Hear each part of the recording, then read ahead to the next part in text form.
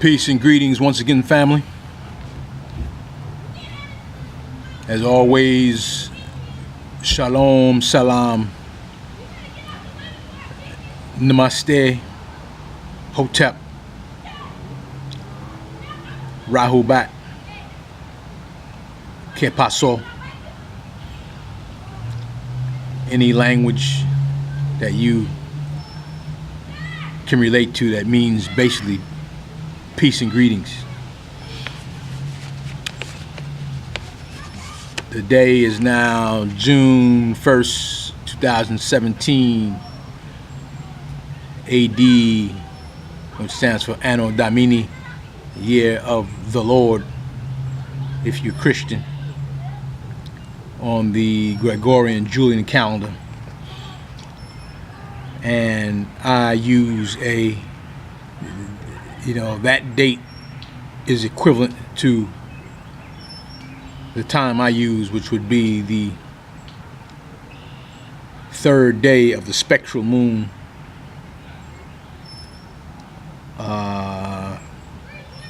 year 1438 AH, Anno Hajiri, and that's a 13 moon calendar with a Marrakesh year.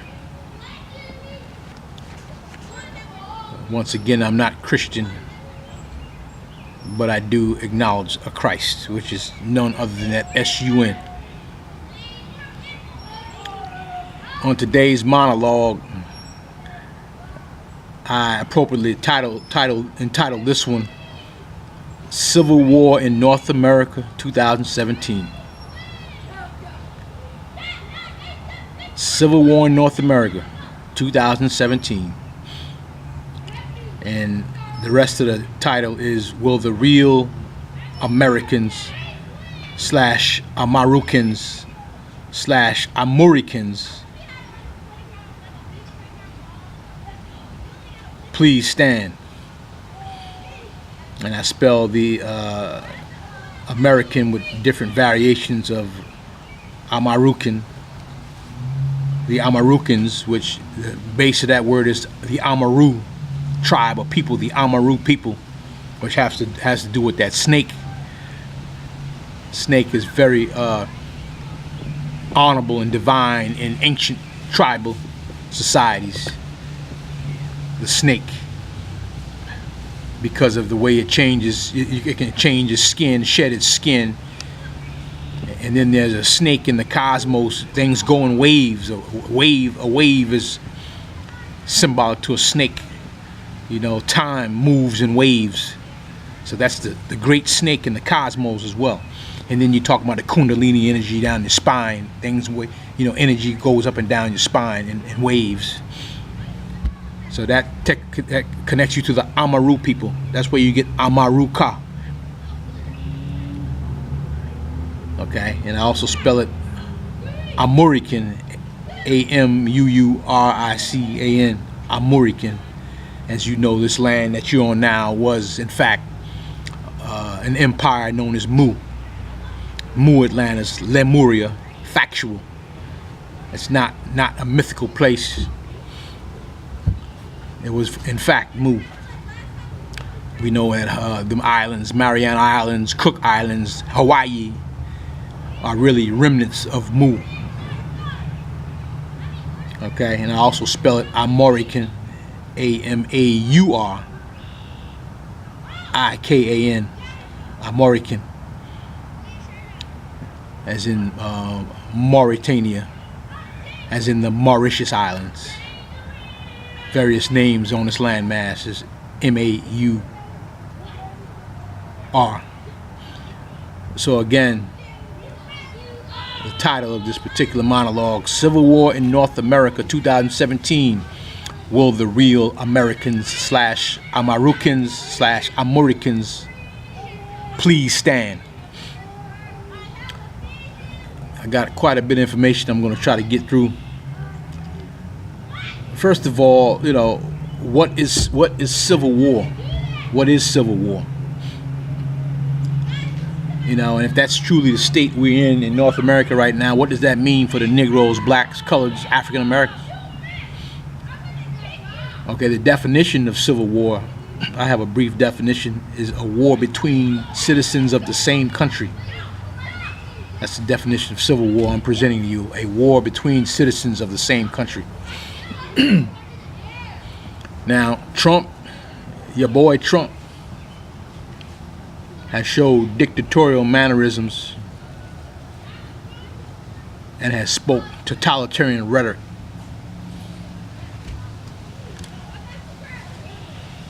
Everybody knows that. He's firing everybody who does not do his bidding. And people in his administration, such as Jeff Sessions, Dennis Gorsuch, are following his lead just like Hitler's henchmen. If you look at the movie, I think it's called Valkyrie, the Hitler movie, you'll see he's doing exactly what Adolf Hitler did in that movie as well as in real life. Okay, he personally goes after people in his tweets like Kaepernick for not standing up during the U.S. national anthem. You know, he personally prided himself in ruining that man's career. This is so-called president. So you tell me who he is, what he is. Trump recently spoke at a police convention, probably having to do with the Fraternal Order Police. You know, it had to do something with them because nothing's moving without the FOP. A lot of people refer to them as Fraternal Order Pigs, but it means Fraternal Order Police. The word fraternal meaning brother, brotherhood, fraternity. So they are definitely a brotherhood. Okay, and he praised them for their Nazi-style behaviors. He praised them. He didn't chastise them. He gave them accolades for their Nazi-style behaviors and brutal mannerisms. Just like Adolf Giuliani, which I call Rudolph Giuliani, Adolf Giuliani did in New York. Police went on a spurge.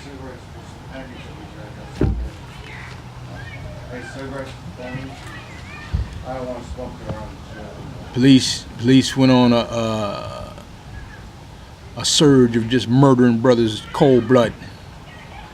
Same type of way they doing now with Trump coming in office.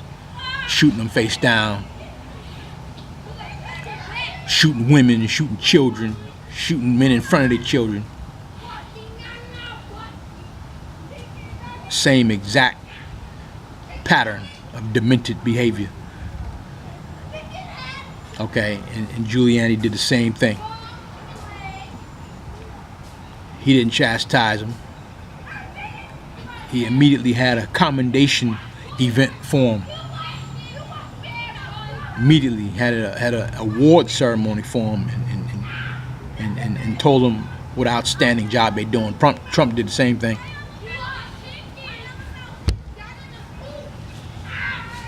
Moving right along,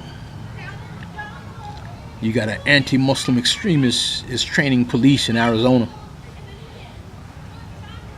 Okay, they contracted the efforts of an anti-Muslim extremist to train police in Arizona. So you know what that means. Further assassinations. People who somebody want to arbitrarily deem Muslim or consider Muslim or classify Muslim. You might not even be Muslim. You got a beard. You can be Buddhist. You could be Judaic. You can be Hindu. So you got a religious radical training, a religious radical anti-Muslim extremist training police in Arizona.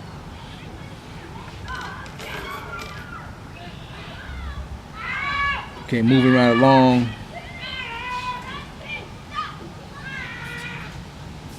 As you know, in Oregon, white nationalists, anti-Muslim extremists stabbed 2 people after they tried to defend 2 Muslim girls on a train. Oregon, white nationalist, anti-Muslim extremist. You know, he terrorized the two girls with the hijab on, and somebody, I think they were white, went and told them, like, you know, you're not going to do that. You can't be doing that. Leave them alone. And I think another man of Asian descent, whether he was Hindu or somewhere from that region, was also defended them, and they got brutally stabbed to death. Or one of them got stabbed to death. Well, both of them died, but he just butchered them.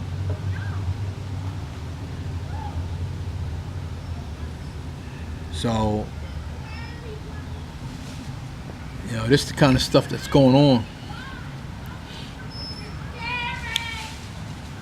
It's the kind of stuff that's happening. You know, I've always said things are coming to blows. We here.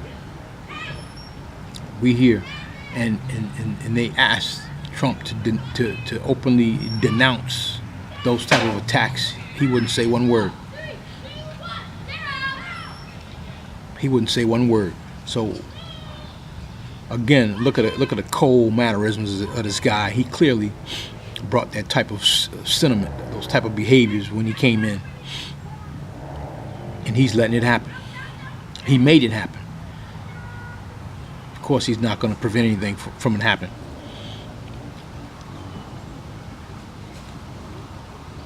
But you all are being distracted. All this Muslim hate, which is clearly a diversion, it always has been, to fit their agenda.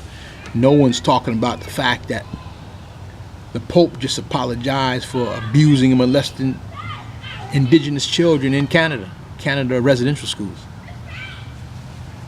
Okay, the Prime Minister of Canada, his name is Trudeau. He's French. I think he's French. He told the Pope to come to Canada personally and apologize to them children and the mother of them children, or just apologize, period. And they said they don't want him to say nothing verbally. They want him to bring his behind to Canada, because you know Canada is British owned anyway, which is basically under the Pope. Britain is in service of the Pope, Queen of England, British Crown.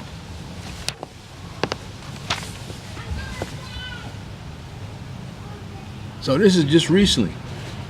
He's still apologizing for the type of things he's doing, but you know, apologies is not gonna cut it when it's, you know, abusing children, molesting children, genocide, slavery is built in the curriculum of the Catholic Church from the beginning, built in their ideology from the beginning. So again, Pope apologizes for abuse at native schools in indigenous children in Canada, and you know them children are little brown children, so-called black, so-called brown, as Canada is America. There's no Canada. And you know the original name of Canada is really Kanata, K-A-N-A-T-A. And the cracker came and transposed the word to Canada, which is really the Americas. They just drew a line right in the middle of North America. British owned Canada and British owned United States. You do the math. Okay, that also goes along with, you know, a while back, I won't say a while back, probably about 3 weeks ago, the same Pope, head of the Catholic Christian Church, apologized for the role of the church-sponsored genocide in, what was it, Rwanda? Church-sponsored genocide in Rwanda, which is responsible for the killing of more than 800,000 members of the Tutsi and Hutus between April and July 1994. 800,000 members. That's almost 1 million people that the church got their hands in, helping to murder. You don't hear nothing about that on CNN. You know, you hear ISIS and Al-Qaeda, which is strategically designed to be inserted into your psyche and forcing you to hate. But you hear nothing about big Papa, Papal Pope, and what his institution been doing really from day one. and why nobody's bombing them Jesuits. Moving right along, the IRS postal inspectors raid Benny Hinn Ministries. This article came out around April, end of April this year. That's pretty interesting. The IRS and the postal inspectors raid Benny Hinn Ministries. A lot of you probably know that Benny Hinn is a mega preacher. He's not no small time preacher. He's a mega preacher globally. And he's not like a T.D. Jakes, who might be a mega preacher in North America. Benny Hinn is a mega preacher globally. I mean, he got probably like a fourth of all the Christians around the world. That's a lot of Christians. And when he go to Africa, they lose it. I mean, he can gather 100,000 Africans easy. Easy. They just swear he's God. And, you know, so anyway, that's pretty interesting. What the IRS doing, dabbling in his business.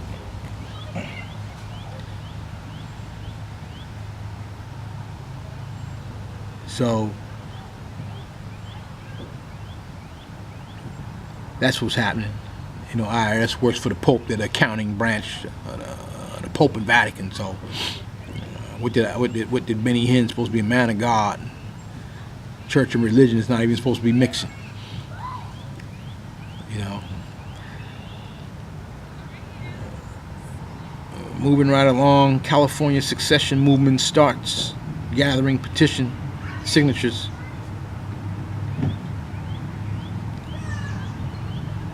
California secession movement starts gathering petition signatures, trying to succeed out the union, whatever that means. It says backers seeking to break California away from the U.S. started collecting signatures Friday to get a proposed independence measure on the 2008 statewide ballot.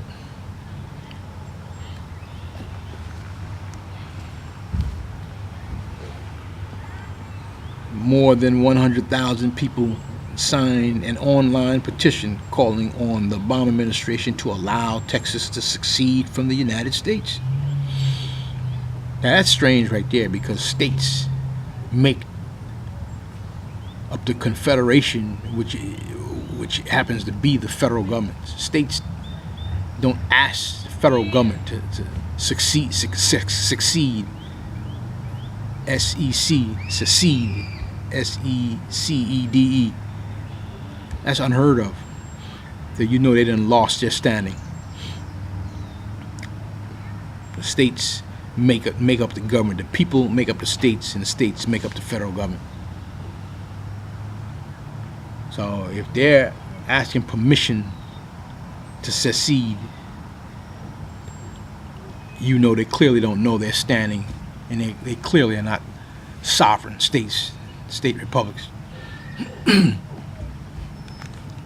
know, you start asking permission from your daddy, from mommy, something as serious as seceding from the union, you're supposed to just do it. But that has already happened. There's no republics anyway. So all this stuff is mess. It's chaos in North America. It's chaos. No one knows who they are. Whites don't know who they are. Blacks sure don't know who they are.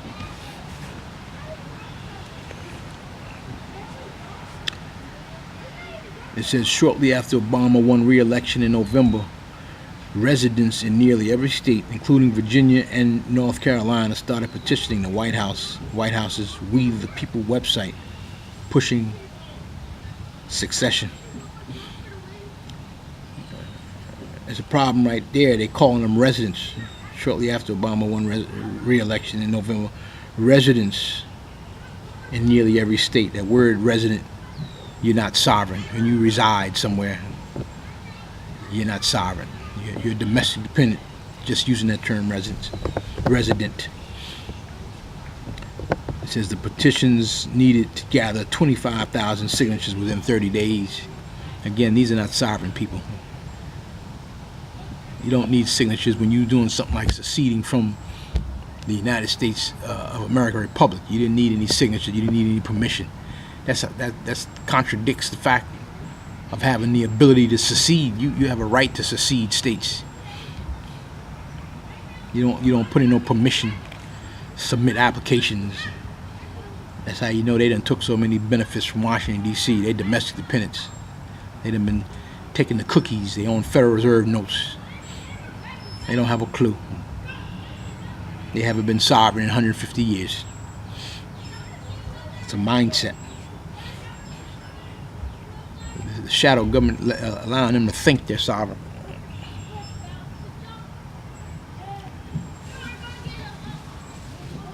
Okay, and it's funny because shortly after Obama got in, these white people want to act like they're so fed up when a brother get in there with,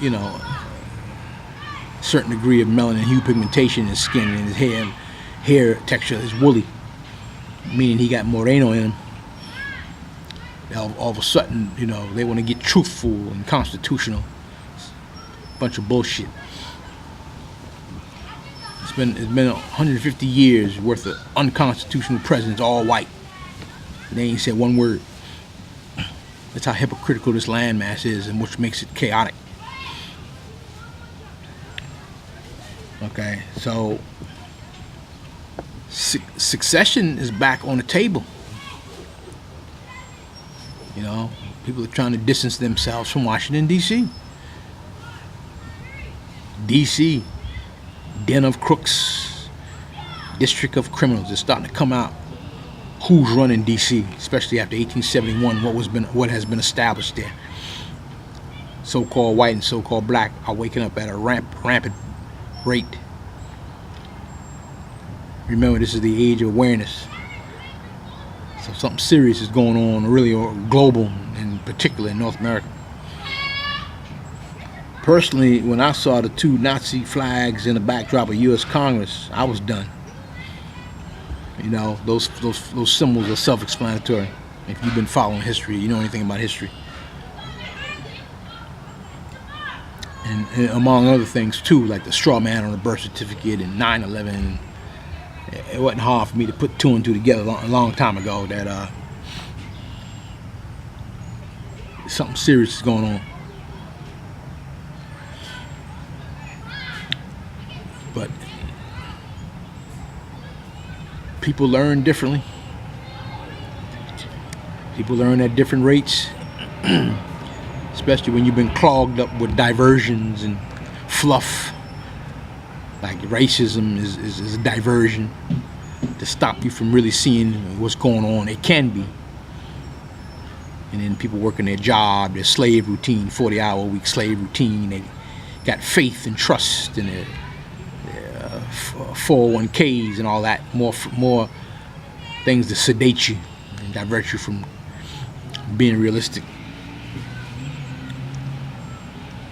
Moving right along, information has been put out that these U.S. jails and U.S. prisons, when someone is put in solitary confinement, they are being tortured with a giant U.S. trading banner, also known as a flag, in their cell that they can't take down, and or a speaker in there, a loudspeaker in there playing the U.S. national anthem. Now, what is that telling you if that's going on? That they're not reporting that in a lot of these prisons. When somebody's put in solitary confinement, what does that have to do with them being number one in jail or number two being in solitary confinement? Torturing them with visuals of a giant U.S. flag or just a U.S. flag.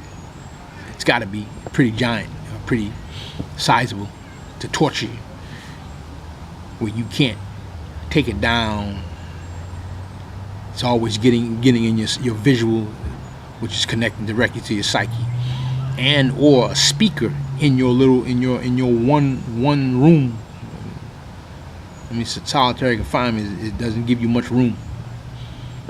But you got a speaker in there playing that U.S. national anthem over and over again. That's torture. That ain't no different than Guantanamo Bay. And look what they're torturing you with, forcing you to bow down to the beast, forcing you by psychological torture. So that's happening in 2017. You tell me what that's all about. Okay, these so-called white nationalists are going off all over the place like rabid animals. And, you know, Berkeley, California, it was a melee where white girl got punched in the face. She was just holding an anti-fascist sign, and this white nationalist male and just cold cocked her and punched a woman in the face.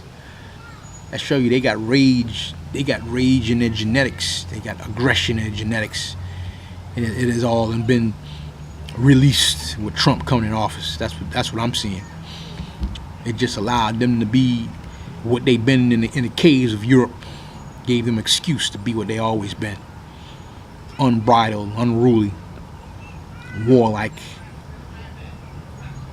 genetically retarded, genetically dysfunctional beings. You know, I mean, war is their default state of existence. They can act civilized all they want. You better know their genetics, because Trump turned their genetics back on and brought it to the surface of what they really are. So, you know, we're gonna move right along. I don't know if y'all saw the redneck white police officer punch a 14-year-old sister, young girl, right in the face like a man, 3 times. What's that all about? A grown man, so-called police, punching a 14-year-old girl in the face. Brutal.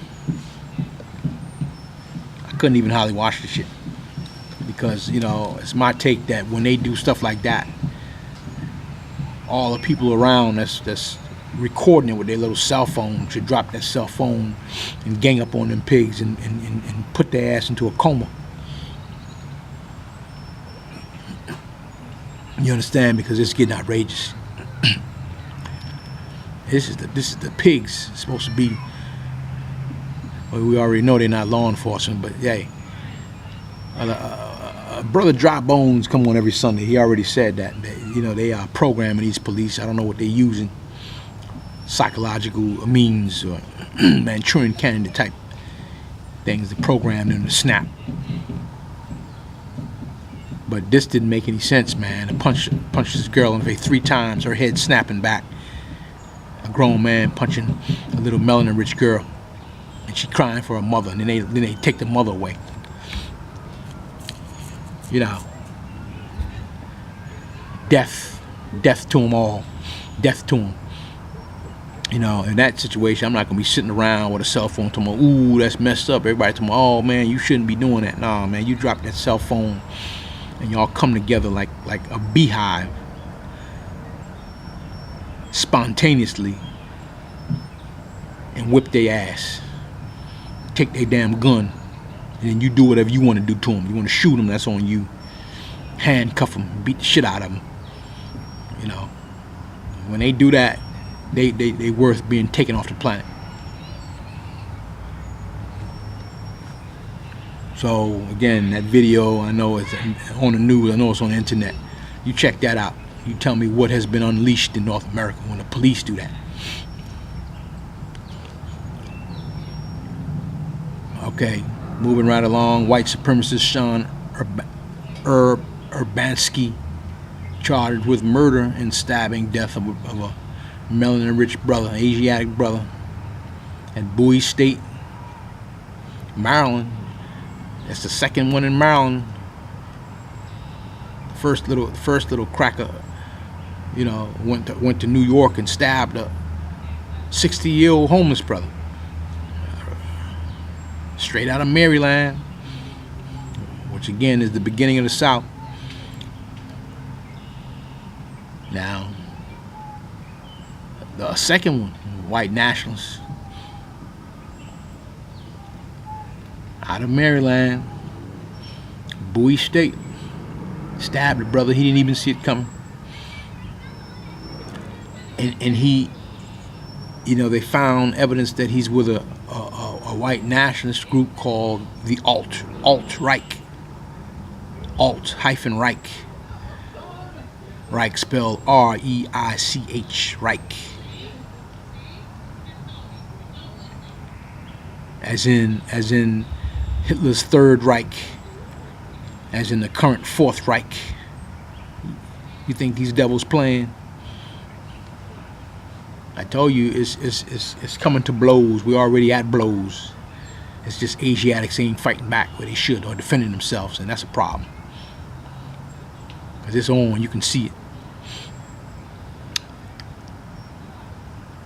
So, moving right along, a white homeless woman in New York stabs a sister in the head. I don't know if you all seen that, but a sister with her child said she didn't want to sit next to a homeless woman. I don't know if she said it out loud or she just got up and walked away and sat somewhere else, but white woman, homeless, stabbed her in her head, right in front of her child. Her head just gushing blood. You know, could have stabbed her in the eye, anything. I don't care if she's homeless or not.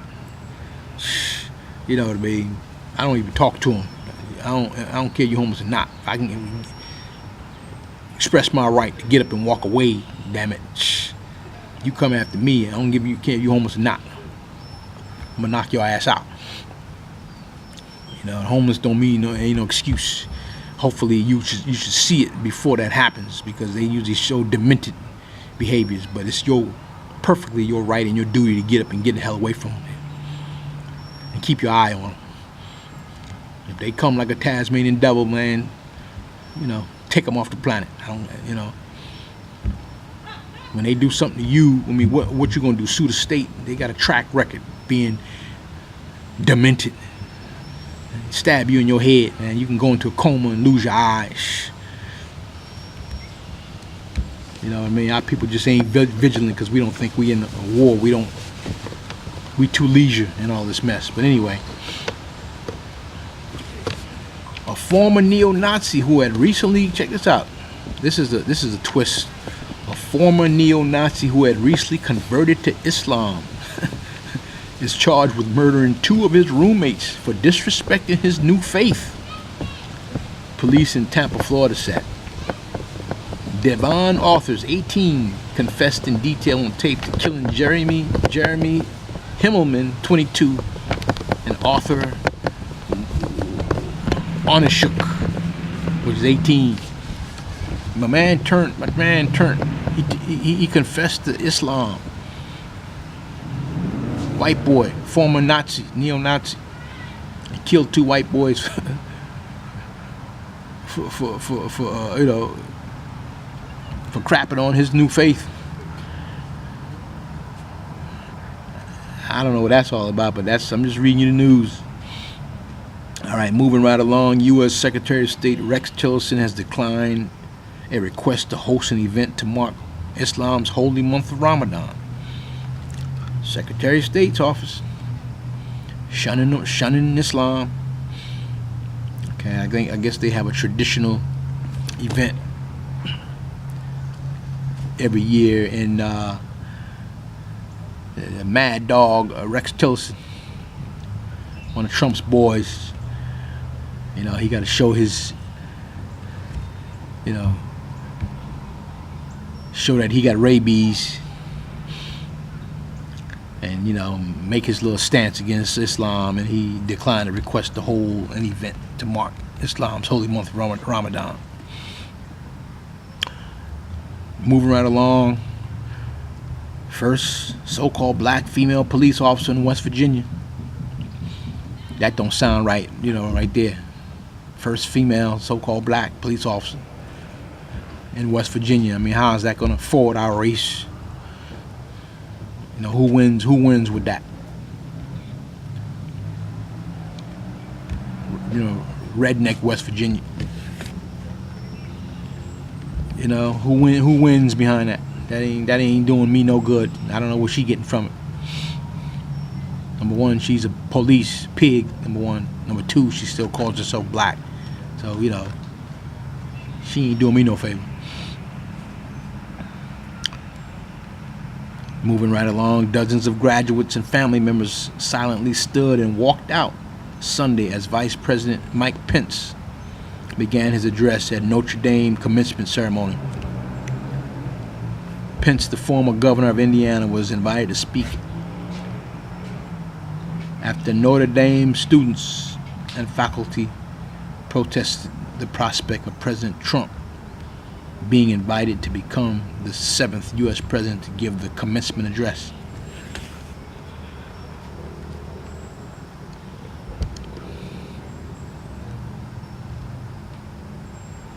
A lot of you may or may not know, Notre Dame actually means Our Lady. I know Dame is lady. Notre Dame is like French for Our Lady. So they're honoring the mother. Probably got something to do with Catholic, Our Lady or Fatima or some shit. You know, they done took the mother concept, Madonna and child, and made her white. So, moving right along, Trump calls fight against terror a battle between good and evil. Now, where have we heard this before? Bush did the same thing. You see, it's always friend and foe, good and bad, good and evil, East against West, Muslim against Christian. So many ways they can say it. But good and evil, like, you know, who is he to define who's good and who's evil? You know, same rhetoric, just like Bush. You know, Christian crusade rhetoric, good and evil. I ain't never seen him on a list of being any good. He ain't no damn good to me or for me. All right, but he's spewing his rhetoric.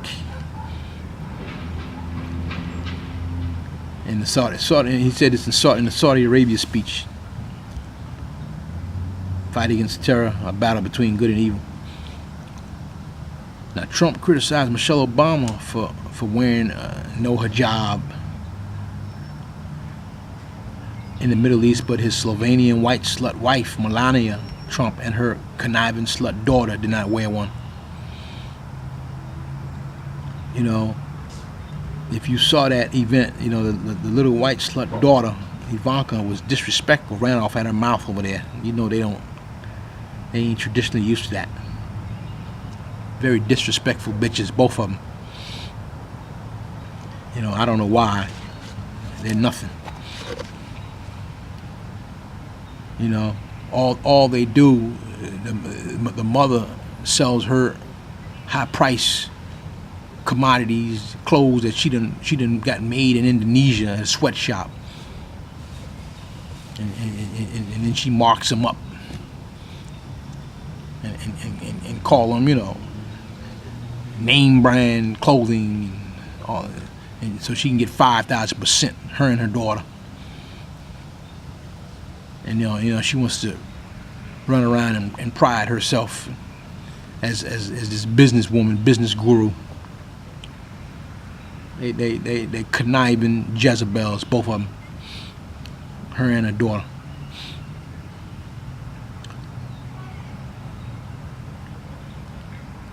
Anyway, Trump went to State of Israel Corporation at the Wailing Wall and wore black yarmulke, just like Obama did. All right. Now he wouldn't wear any headdress in the Middle East, but he put on a yarmulke, black yarmulke, and put his little hand on the Wailing Wall, like that's supposed to mean something. He looks so odd, man. He looks like a damn hairy German Shepherd or something. You know what I mean? That's supposed to be a statement for who? Pale face, white Israel, fake Israel. Y'all should know by now, Israel. This Israel is a clique. It's a mafia. It ain't got nothing to do with any ancient anthropological ties or values. You can see that. It's a brotherhood, modern day brotherhood, posed under the guise of Zionism, which is a political modern day brotherhood, a clique. That's all it is, like a fraternity. Nothing to do with any, again, ancient ties to that landmass or to the people of ancient Judea, ancient Nubia, ancient Samaria, all that. Okay? So understand that. But anyway, Donald Trump puts on his little yarmulke and goes to East Africa, Middle East Africa. and suck up to the pale white Jews. Ex-Milwaukee Sheriff David Clark is a potential as head of Homeland Security. Y'all remember that's the brother who was the warden in one of the prisons where someone got not starved to death, but they had no water. They dehydrated from no water in the prison where he was the warden. And if y'all don't know who this brother is, Republican. Okay, he's in. They tell him to kill some niggas that he just need to know where and when. He ready to kill for Trump. So he's very much Mason or something, Boule, or probably both. He's in.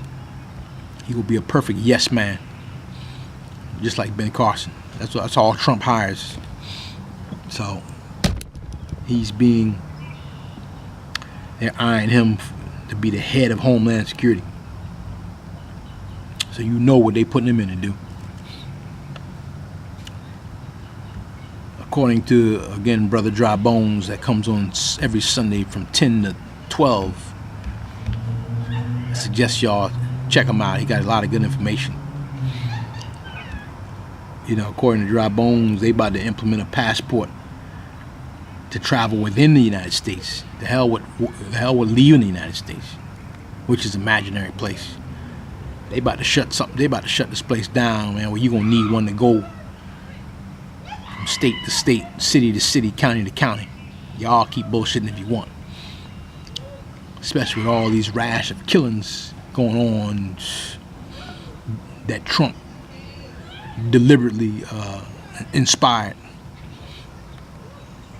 You know, I can see them really doing something like that. They putting something in place. But moving right along, white man charged after video captures him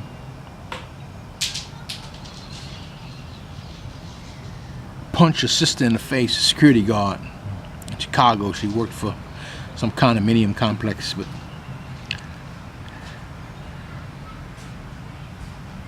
punched the sister in the face like a dude.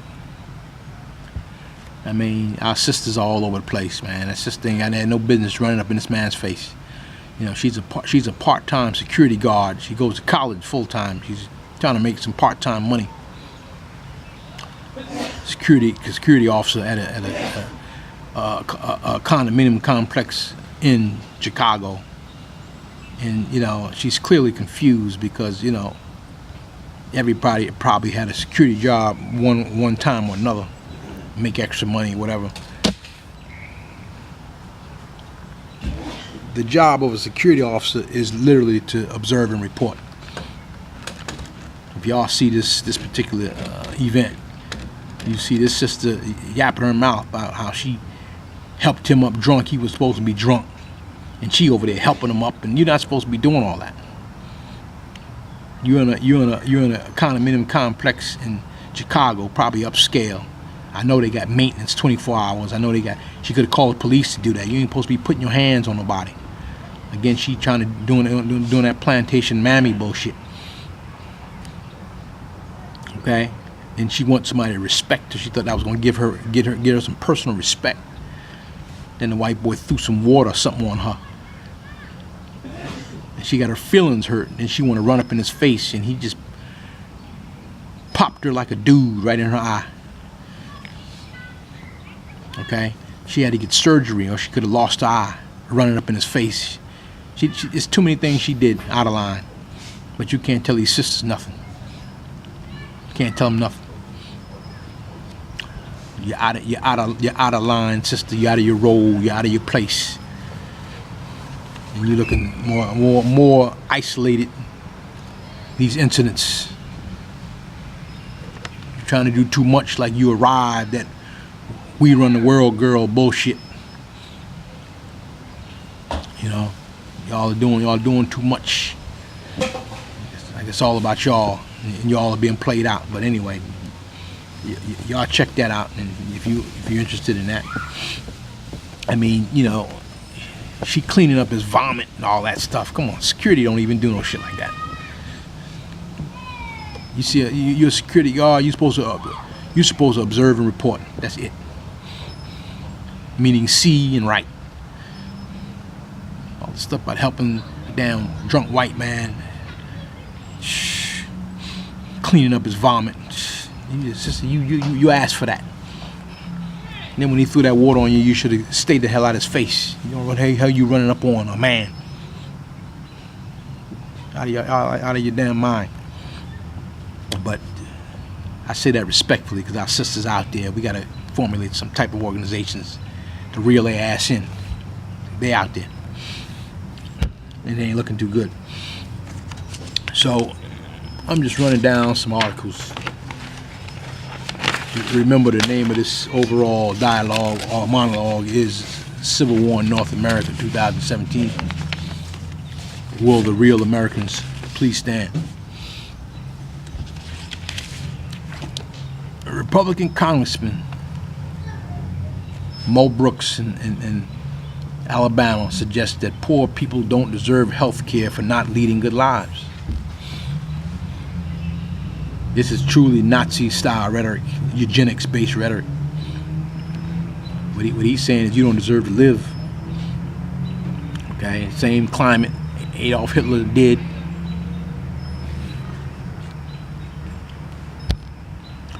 And again, Mo Brooks, Alabama, congressman. I tell you, these congressmen are stepping up with this eugenics-based verbal rhetoric. It's coming out of them. It's always been in them.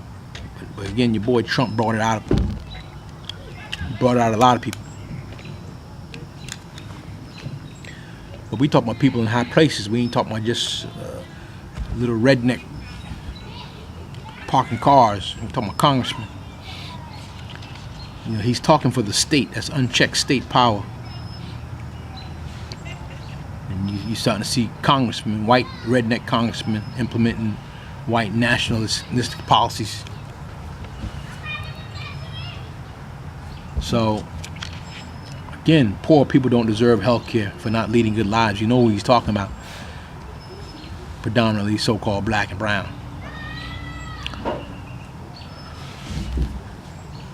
Moving right along, President Trump will unveil a proposed budget that would drive millions of people off food stamps and cut Medicaid, targeting the social safe net programs for the poor in a new wave of spending cuts. Now remember, they done robbed from the private, which is all the substance, and they claiming they broke in the public. They always been broke in the public. They've been sucking off the private. Now they want to turn around and got so much from the private that they can insinuate that something's broke, somebody's broke, a corporation's broke. A corporation never had nothing. It says here the U.S. has stole maximum commercial energy off the private bonds that has been created off the births of so-called blacks, African Americans. Now they want to classify them as poor and get rid of them so they won't realize that they have been injured and begin to formulate a claim for damages. This is what's happening basically. A dead man, just like a dead man tells no tales, a dead man makes no claims. This is genocidal eugenics-based practices. But Adolf Hitler, Donald Trump just allocated $60 billion for U.S. defense. $60 billion would it be?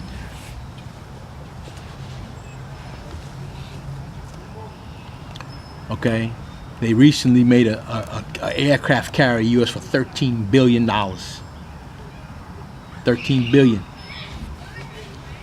Then he just recently went to Saudi Arabia, $100 billion to the Saudis. $100 billion. So they clearly got money for what they need it for. All right, billions to fake Jew Israel. They keep it going over there, welfare. But they want to cut certain programs, even though welfare has always been a setup anyway. Because remember, a corporation ain't got nothing to give you. You've been given to a corporation. They done stole it and presented it back to you like they giving you something. Then they want to cut you off, which was designed for them to do anyway. They get you hooked on artificial benefits, which is really your energy. Then say, oh, we got to cut you off, and now you don't know what to do. So, so-called Negroes, blacks, coloreds, and African Americans are clearly in a crisis. UN already said so-called blacks, so-called African Americans are in a human rights crisis. And we all seem to be able to do, all we seem to be able to do is hold Black Wall Street memorials where there's some Negro speaker talking about reparations. You know, we got to step up and do better than that. It's supposed to be this what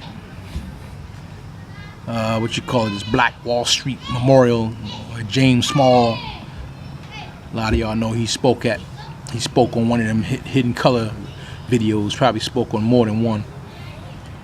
You know, he'll be over there speaking about the importance of reparations, but we passed the talk, man, brother. You know, y'all should know by now he is a Mason.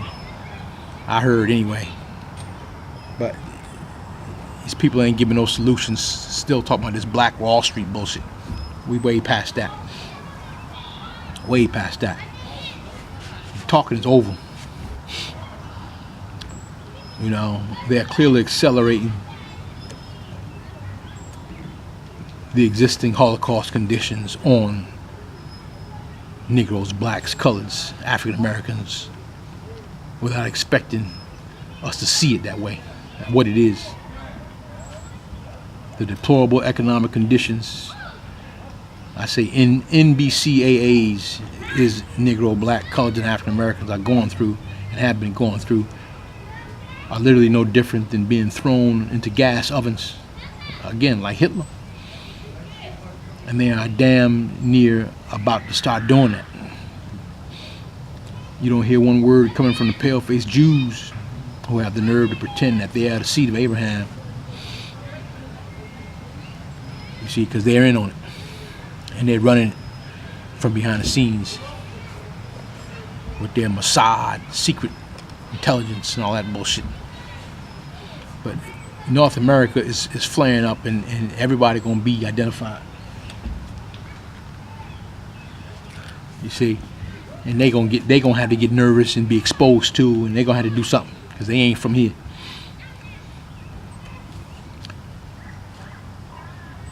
Okay, it says here the state. A lot of y'all don't know the state has gained so much power. The state can castrate someone just for a charge of rape. The state can make a decision. The state, as if they're your parents or your God, basically, to castrate you just for a charge of rape. It might be a fake charge, might be bogus charge, but the state cut your genitals off. Okay, and we all know whole lot of state-based charges are eugenics-based, racist. If they cut your private parts off just for a charge of rape and come to find out you didn't even do it, what are they gonna do? Give you your private part back, sew it back on? This is the state. You all don't know who's running the state.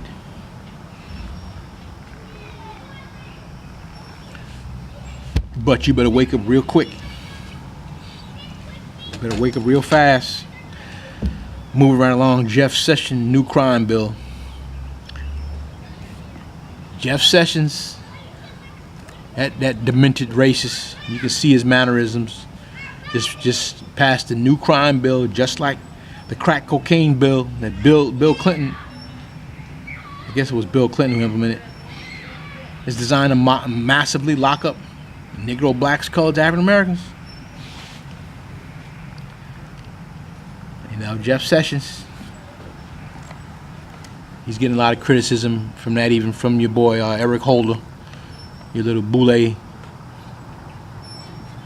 token. Eric Holder had to come out and say something against that bill because it's blatantly disproportionate and designed to, you know, filling prisons up with again, Negroes, black, colored, African Americans with no nationality, no identity. You know what's up.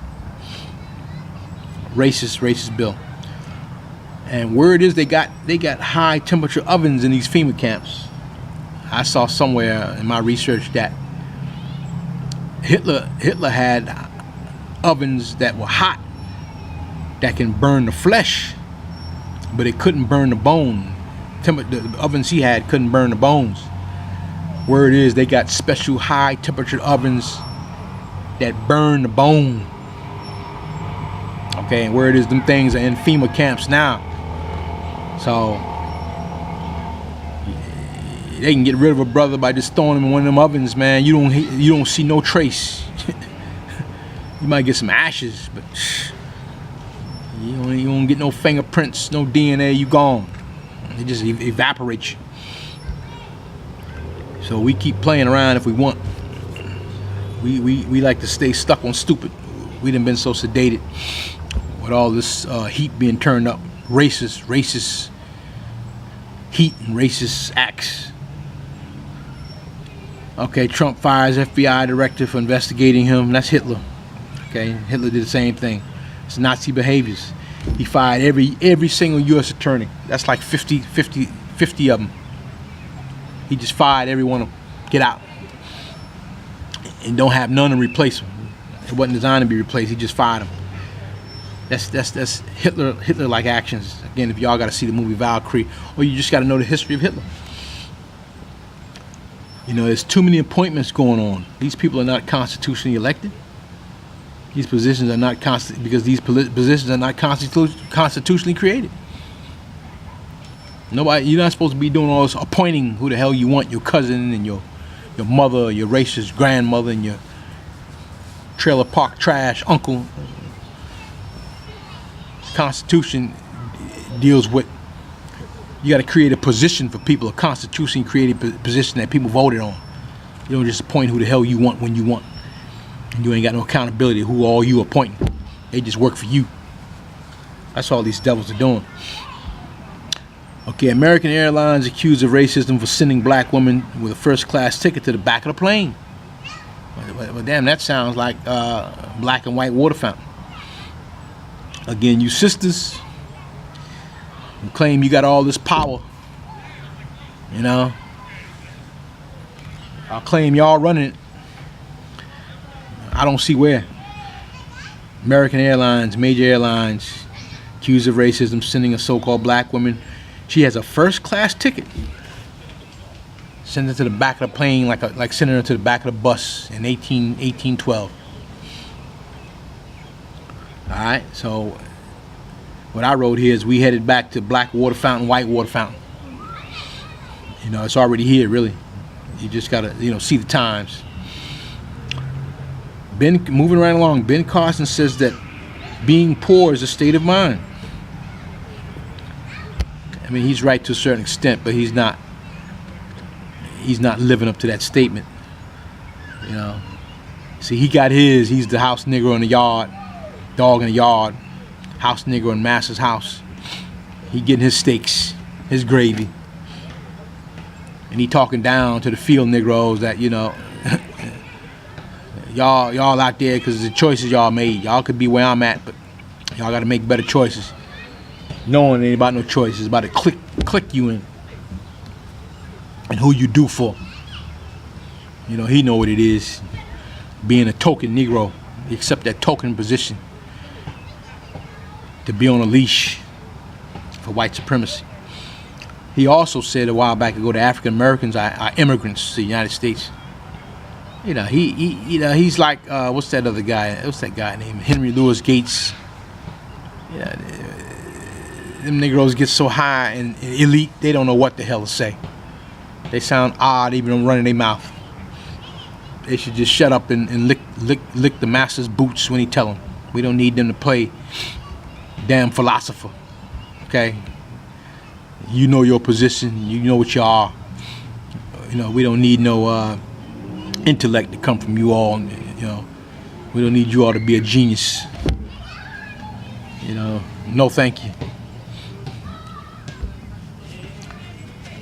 Moving right along, caller threatens Texas lawmaker who seeks to treat callers threaten Texas lawmaker who seeks Trump impeachment. U.S. Congressman Al Green of Texas threatened with being lynched for saying Trump is not above the law and should be impeached. So Al Green, what a coincidence, Al Green. Congressman Al Green is literally putting paperwork in and openly stating Trump should be impeached, and he is actually putting the paperwork in to start impeachment proceedings. And of course, he's getting threatened with being lynched. One cracker called and said, "Nigga, if you don't, revoke them papers, you find yourself in a tree, you nigga." And then the caller said, you didn't say nothing when Obama was in. So again, Obama is like a litmus test. So that's going on. And I wrote here, your Congressional Black Caucus is done. Maxine Waters made some noise, but I don't know if you all saw the little young white girl step to her and challenge her. Young white girl, half her age, half of Maxine Waters' age. Getting smart with Maxine Waters. And Maxine Waters had to say her career is on the line.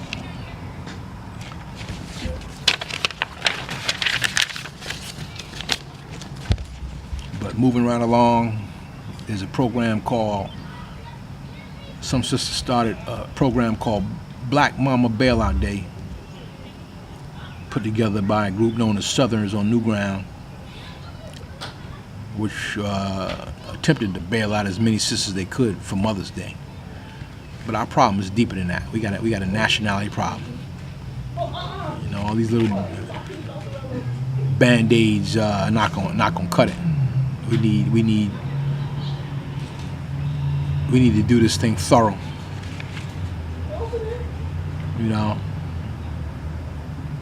Black Mama Bailout Day, put together by a group called Southerners on New Ground. And I think Michelle Alexander got in on that too, because she is trying to run this new underground railroad, trying to get sisters some kind of assistance when they get out, some kind of guidance. Okay, Duterte rejects, if y'all don't know who Duterte is, he's the head of the Philippines. Duterte rejects $280 million in aid from European Union.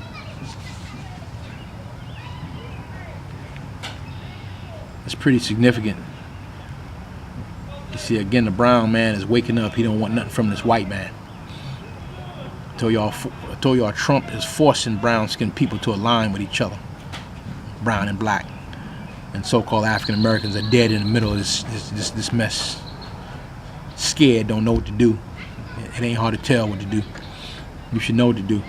But Duterte rejects $280 million in aid from European Union. That's very significant. He's asserting Philippines as being independent. He sure ain't taking nothing from the white people. Brown people have clearly got the message of what Trump means, and they ain't no good. You take any benefits from them, it's got strings attached. You know that.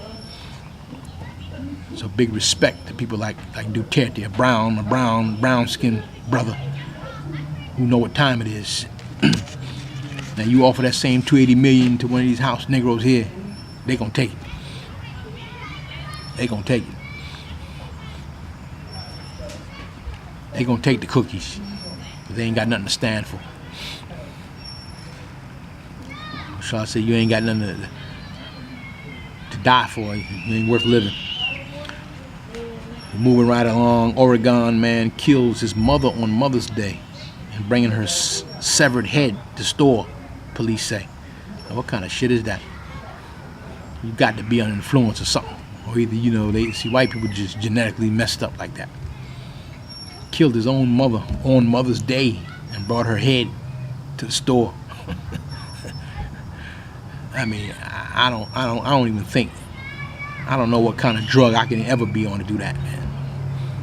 You know, I don't care how much you hate your mother, you think you hate it. That just ain't. Moving right along, Facebook CEO Mark Zuckerberg is suing. Well, this is a it's not an old article, but I think this happened about 2 months ago, or a month ago.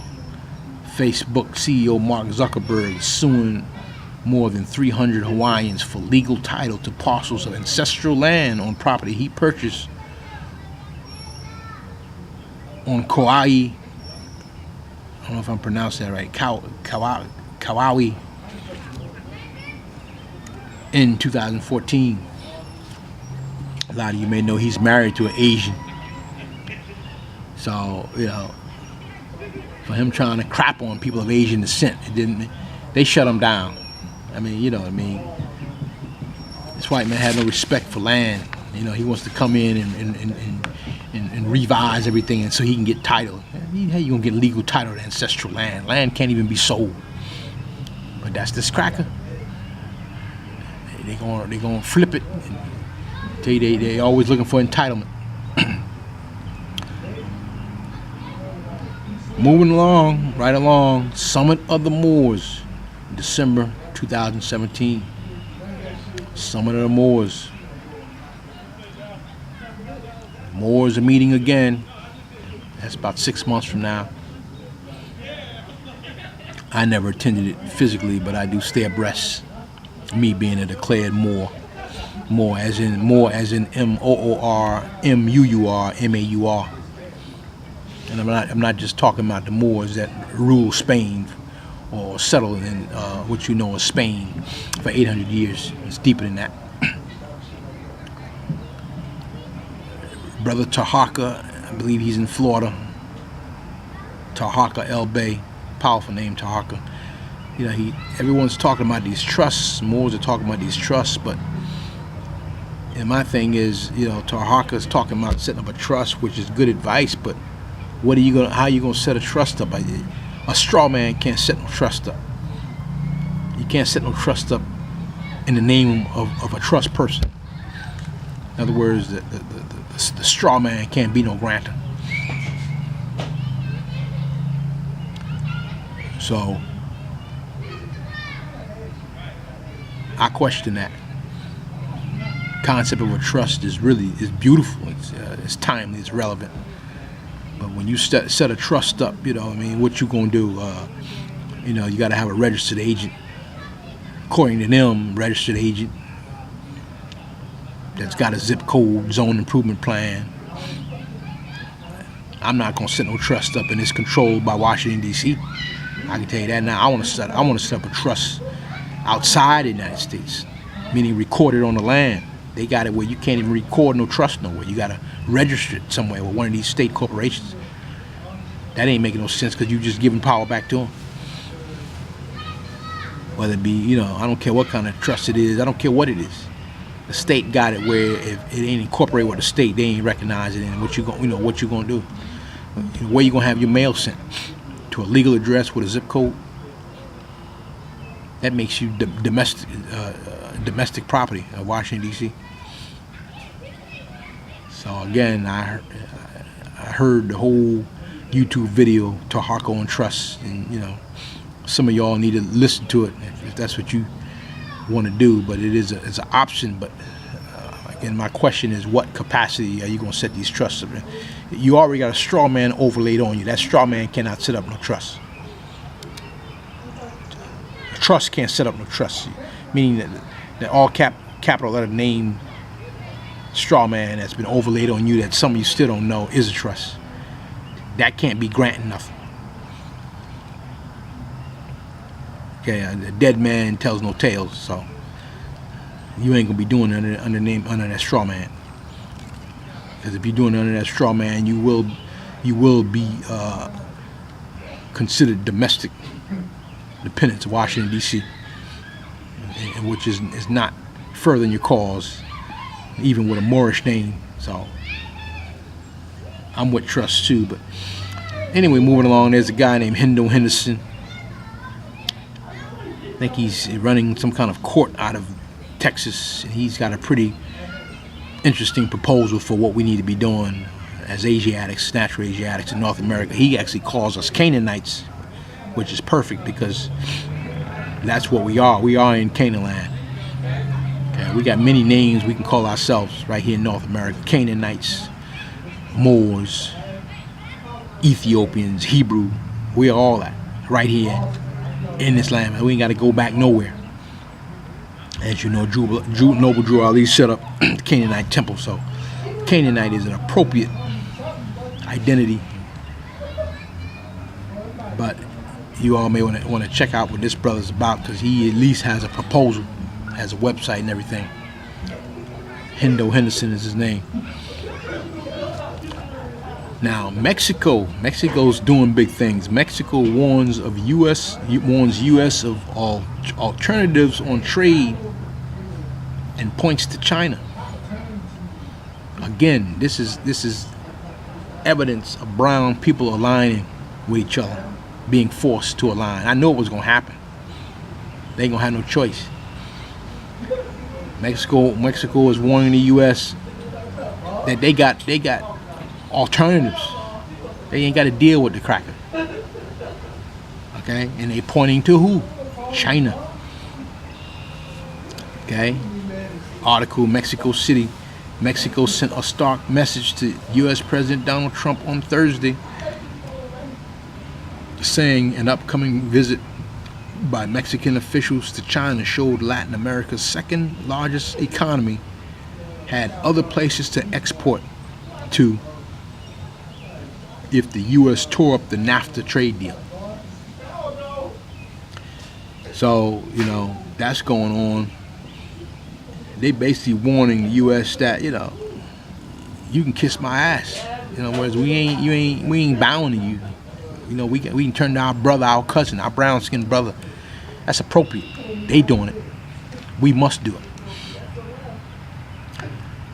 Continuing the article, the North American Free Trade Agreement underpins Mexico's economy, prompting the government to try and diversify away from the United States, which takes 80% of its exports. 80% of exports. The United States takes 80% of Mexico's exports. And Mexico is telling them they'll take it elsewhere. Trump tries some bullshit with trade negotiations to be slick. Mexico said they'll go to their brown brethren, Asia. As you know, Mexicans are Asiatic anyway, just like you Asiatics. So you should be getting a strong message. Continuing in that article, China said we will use the China visit geopolitically as strategic leverage. Listen how these people talking. They're not running around doing no damn, Million Man March and Black Lives Matter. China's saying we will use the China visit geopolitically as strategic leverage, said Mexican Economy Minister Ildefonso Guajardo, answering questions on trade at the Mexico Business Forum. It sends the signals that we have many alternatives. Okay, they putting the United Snakes on notice. They putting the beast on notice. You don't control us. We ain't gonna jump through your hoops.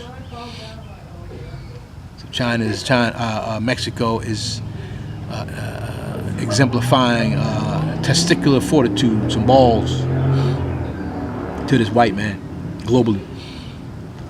It says the China International Fair for Investment and Trade Summit in Xiamen in September. Is an upcoming China International Fair for Investment and Trade Summit in Xiamen in September. That's the visit that Mexico's talking about. That's where the Mexican economy minister said they're going to use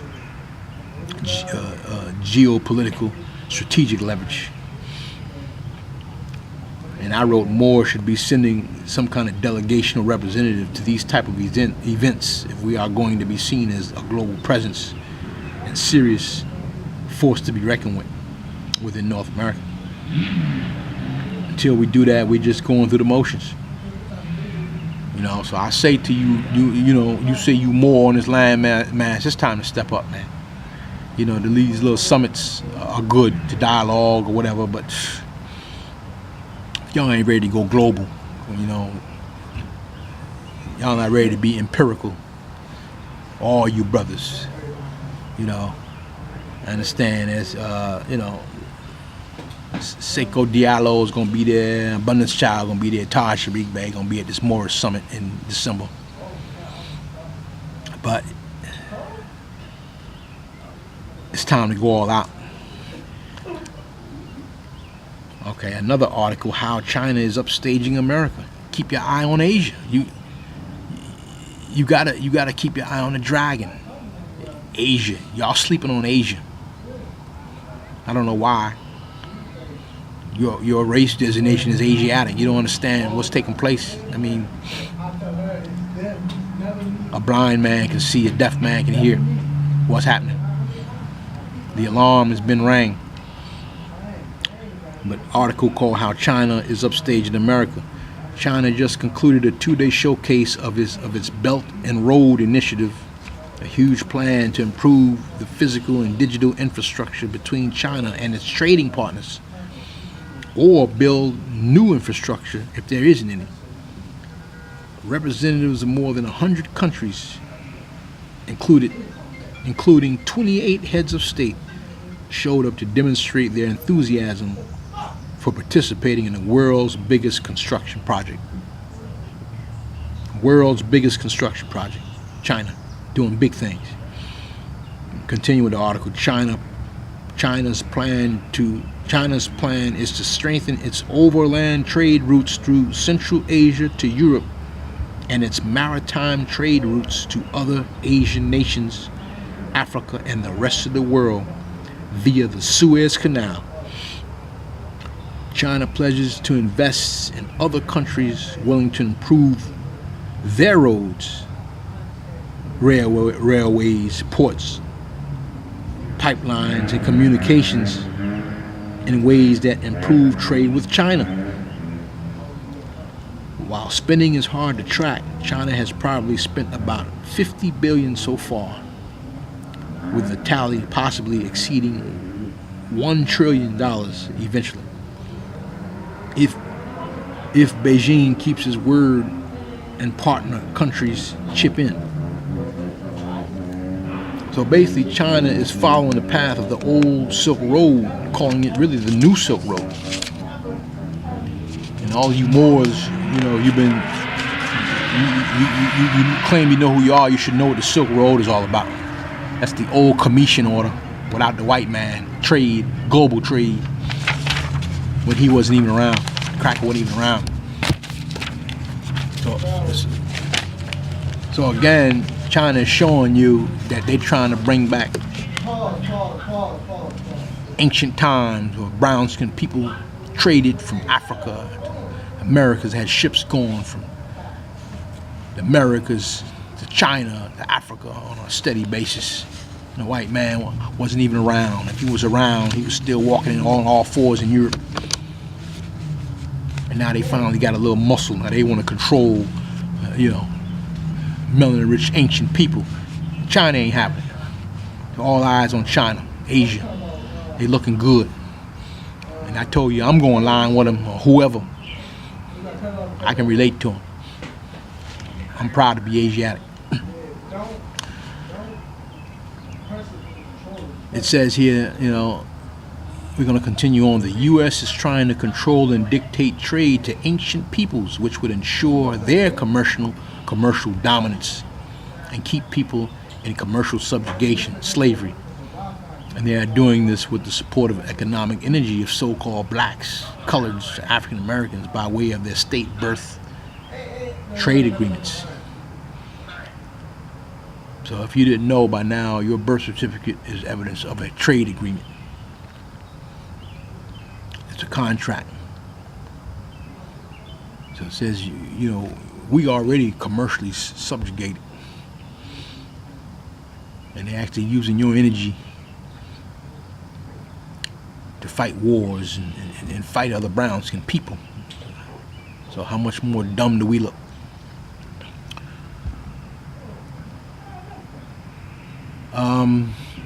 Moving right along, I just saw this video last night. I'm very impressed.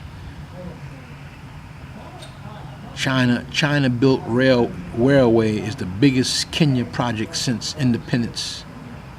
3.3. China just built a $3.3 billion railroad system. I think it's called Standard Gauge Railroad. And you all should see the video. The video's out. Excellent videos, man.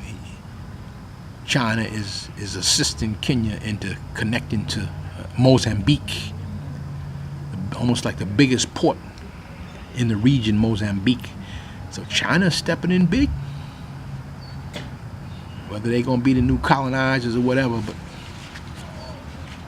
I mean, they can't be no damn worse than King Leopold and goddamn P.W. Botha, South Africa.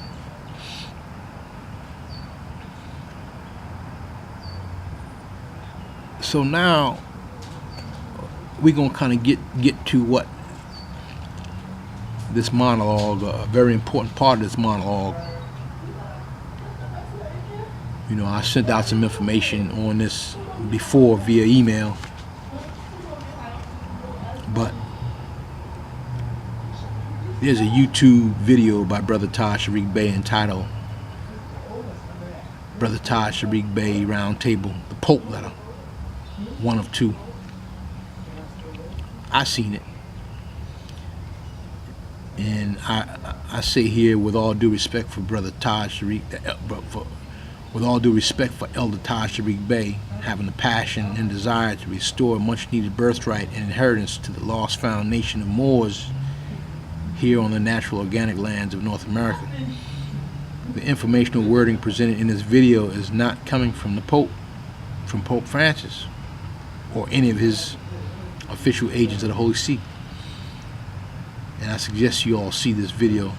Again, it's called a YouTube video called Brother Todd Sharik Bey Roundtable, the Pope Letter, one of two. Instead, the information in this video reflects a document compiled by a group known as Unified Maine Common Law Grand Jury.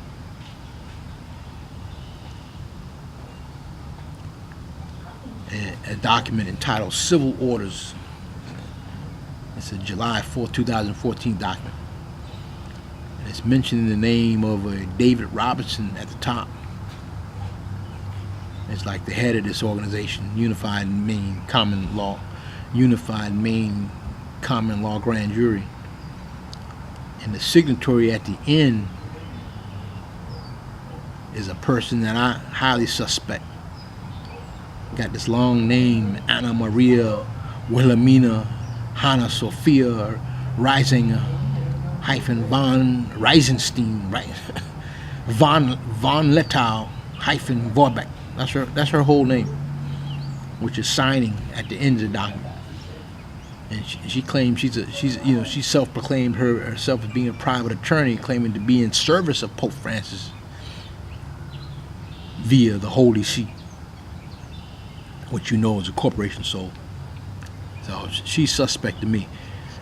But anyway, on July 11th, 2013 document, the July 11th, 2013 document by Pope Francis is entitled Apostolic Letter issued motu proprio of the Supreme Pontiff Francis on the jurisdiction of the judicial authorities of Vatican City, State, and criminal matters.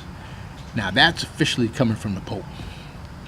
Officially, which is really addressed to his ecclesiastical employees.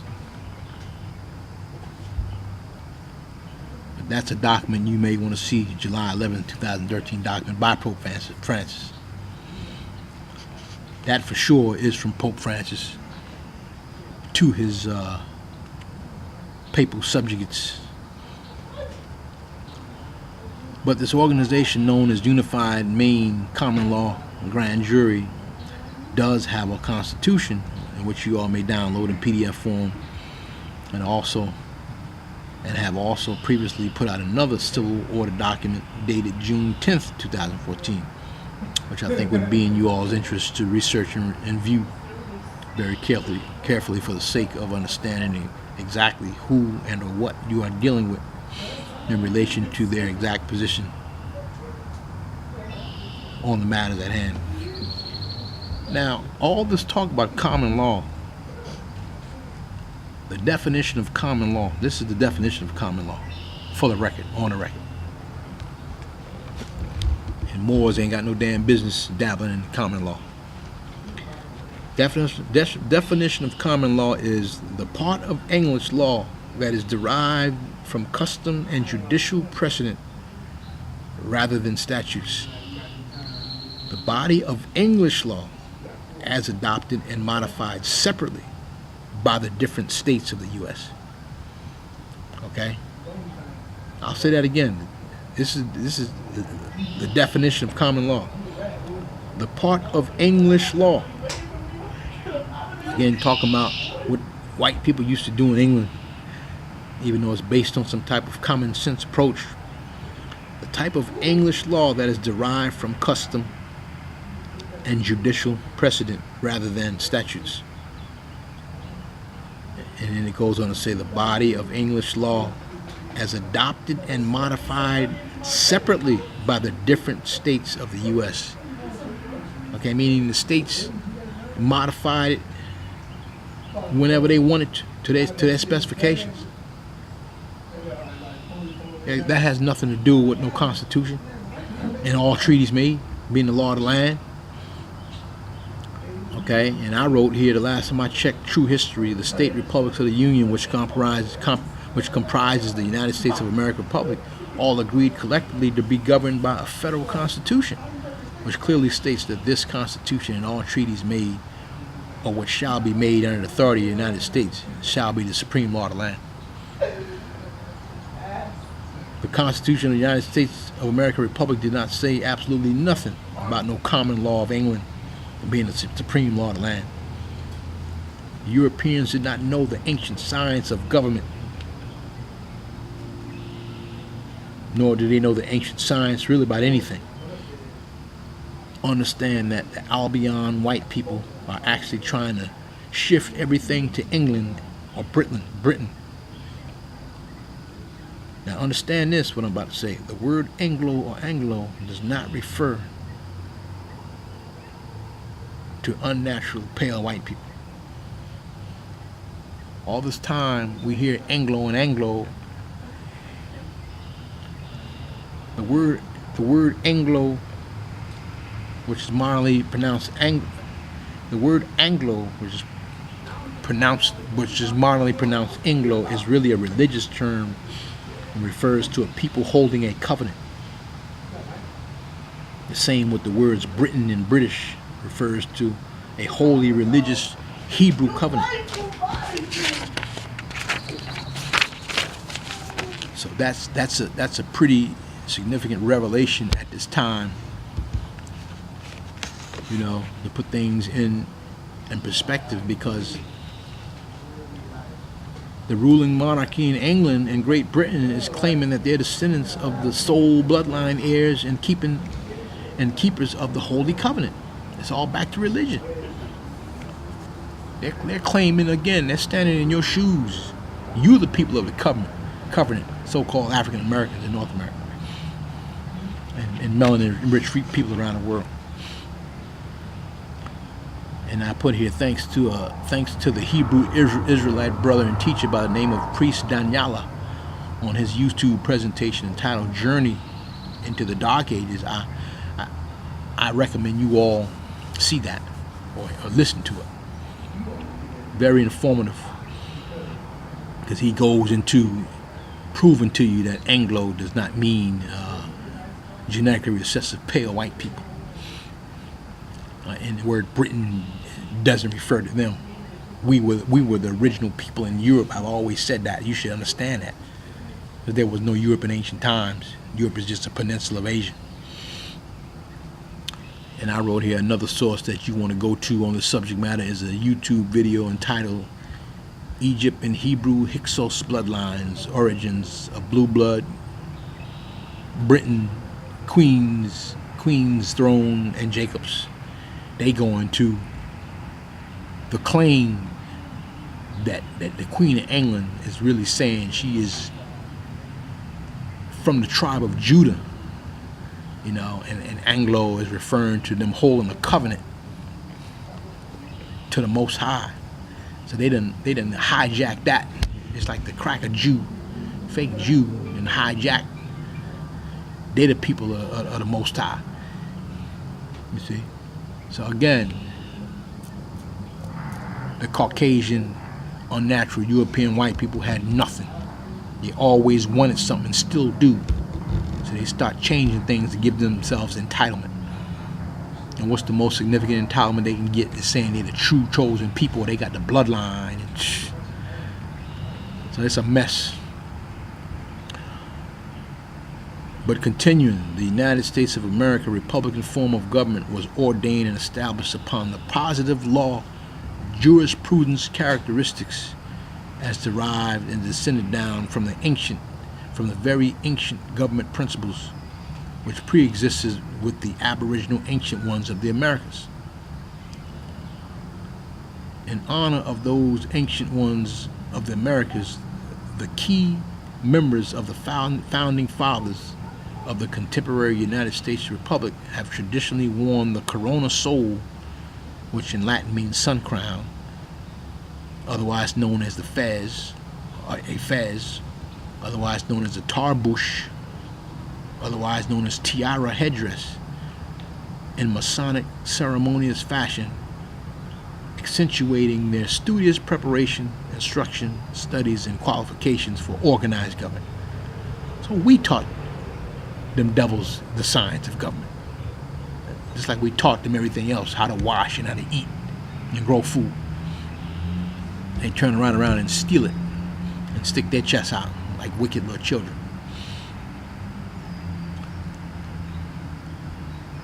And I'm going to continue.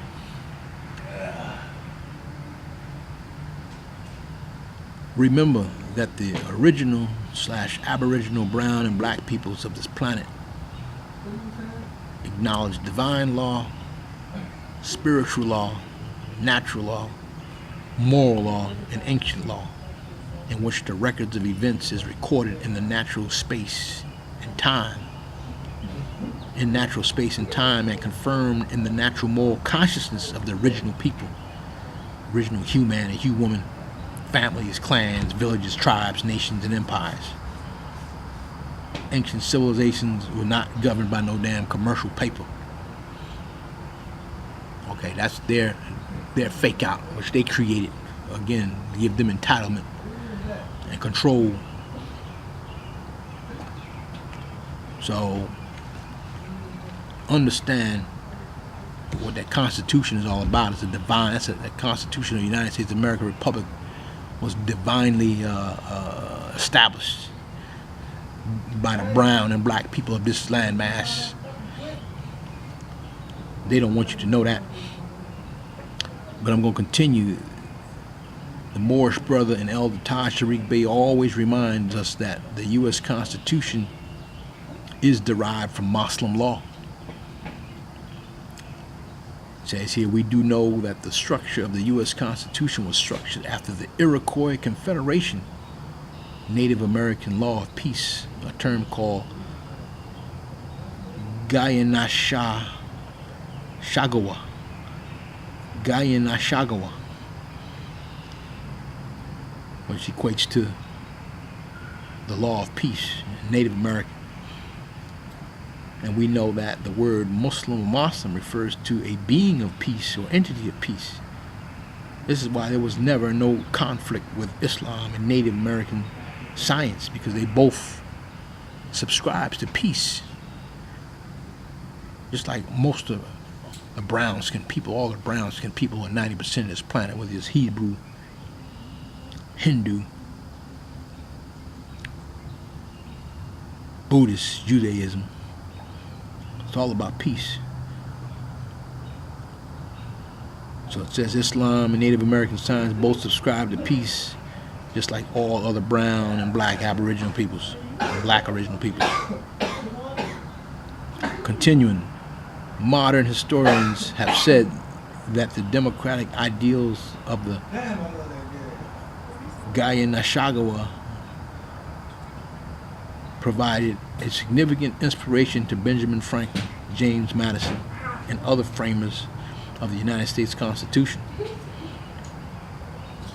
The federal structure of the U.S. Constitution was influenced by the living example of the Iroquois Nation, Iroquois Confederation, as were notions of liberty, as were notions of individual liberty and the separation of powers.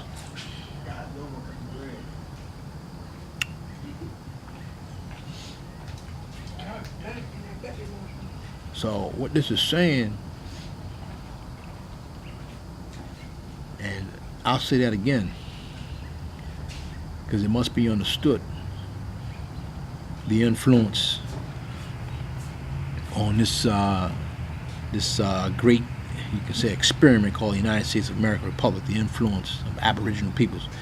Modern historians have said that the democratic ideals of the Gayanashagawa,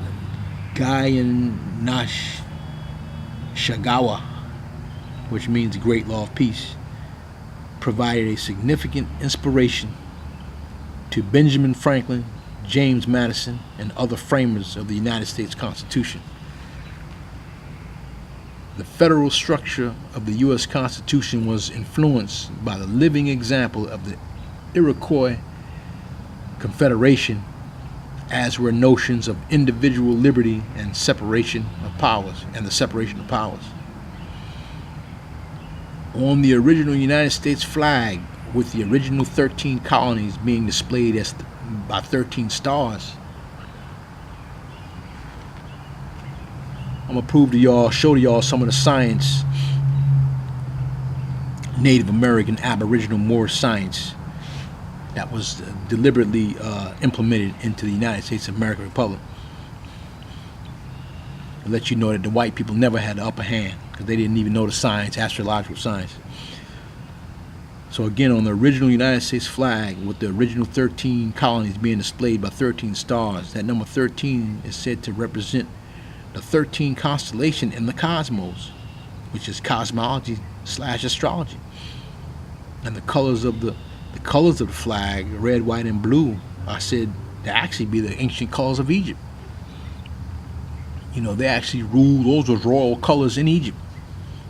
So as you see, you know, these crackers have nothing that they didn't get from us somewhere. And you know the number 13 is supposed to be a taboo. You go in buildings, you don't see a 13th floor. There's a 13th floor, they just don't number it 13. Okay, so 13 is a you know, secret, sacred number. I don't know what the secret's all about, but so continuing, it says in a book by Denise A. Spellberg, entitled Thomas Jefferson's Quran, Islam and the Founders. It says that leading figures such as Thomas Jefferson, James Madison, and George Washington spurned exclusionary arguments, arguing that America should be open to Muslims, Muslim office holders, and even Muslim presidents. Okay, they definitely don't want this kind of information to come to the surface. I'll say again, in a book that we know people don't read as much as they should be reading, all this anti-Muslim rhetoric being spun by this hairy rabid animal, Donald Trump. In a book by Denise A. Spellberg entitled Thomas Jefferson's Quran, Islam and the Founders, it says that leading figures such as Thomas Jefferson, James Madison, and George Washington spurned exclusionary arguments, arguing that America should be open to Muslim citizens, Muslim office holders, and even Muslim presidents. The author's point is that, contrary to those today who would dismiss Islam and Muslims as essential and irretrievably alien to the American experiment and its religious mix, key figures in the era of the nation's founding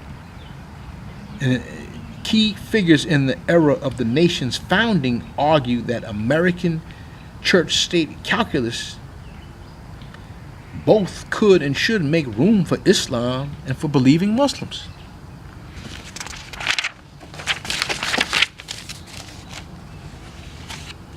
Okay, now that's in a book. That's in a book.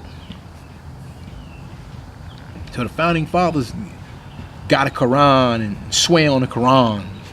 You see, what's the secret behind that? Okay, I'm going to continue. According to President Obama, Islam has been woven into the fabric of the United States since its founding. This is what Obama said at a White House conference on countering violent extremism. Okay, this is what Tariq Bey is trying to show you all, that Hillary, they know the history, they know who they're in debt to. Again, according to President Obama, this side of his mouth, he ain't no dummy. Islam has been woven into the fabric of the United States since its founding. Okay, and this is what he said at a White House conference on countering violent extremism. Going on further about Obama, says in a 2009 speech in Cairo, Egypt, Barack Obama said, and this is his quote, "I also know that Islam has been a part of America's history." This is what he's saying to people around the world. And in the 2010 statement marking the start of Ramadan, Obama said, "Islam has always been a part of America." And it says in a 2014 statement marking Eid, E-I-D, Eid, which is a Muslim holy day, Obama said, "The holiday also reminds us of the many achievements and contributions of Muslim Americans to building the very fabric of our nation and strengthening the core of our democracy." Even though that word democracy is deceptive and very erroneous, because the USA Republic was just that, a republic. It wasn't no democracy. People refer to it as a democratic republic, but it was definitely a republic. Democracy snuck in, crept in. Okay. Now keep in mind that the ancient name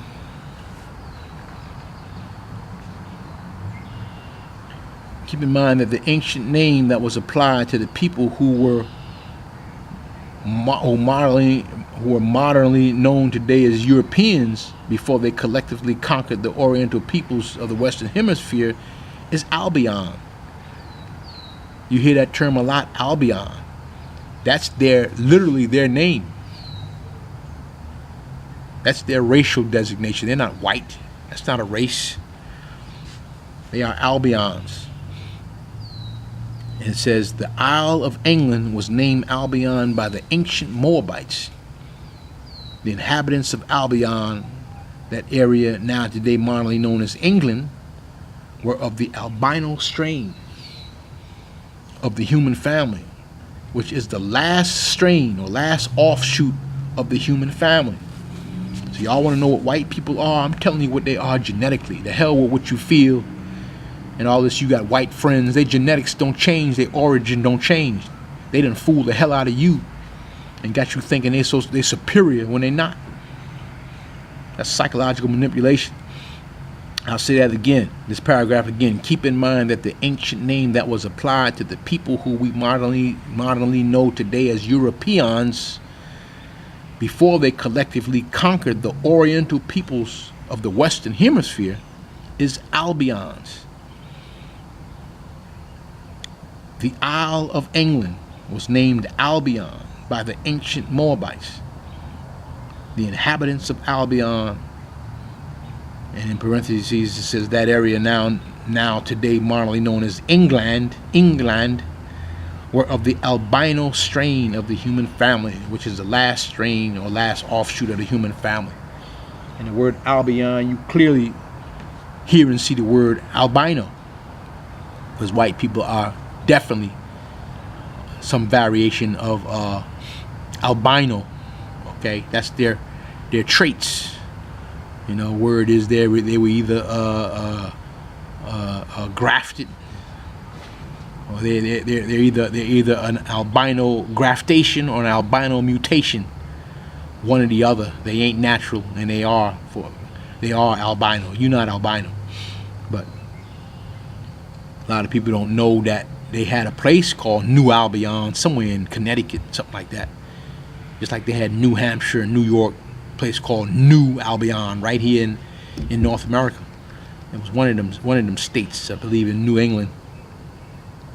And they actually got a place called Albion. There's a couple of them places in North America. You can look them up, called Albion. Continuing, the United States of America. In the United States of America reconstructed history, the Star-Spangled Banner has been falsely referred to as the American flag. It must be understood, clarified, remembered, and not forgotten that America is two continents, an isthmus, and adjoining islands.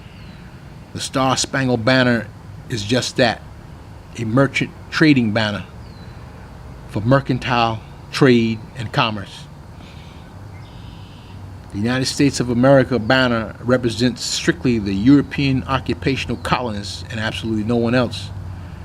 The 6 white stripes represent the English, Irish, French, German, Scottish, and the Dutch, which is Holland. The United States of America banner further represents the political union of the European occupational colonist companies. The indigenous Moors chartered the European occupational colonists as the first process for the Albions to govern their own affairs, having limited jurisdiction under the Articles of Confederation from 1781 to 1789. So they're not designed to be sovereign here totally. They're not sovereign here. They can never be sovereign here. We basically gave them their training wheels to govern their own affairs. Okay? So they're not sovereign and can never be sovereign. Secondly, jurisdictional issues were discussed and settled as it relates to commerce, trade, and taxation with the signing of the Peace and Friendship Treaty in 1787, also known as the Treaty of Amity and Commerce, thereby uniting the Moors and the English,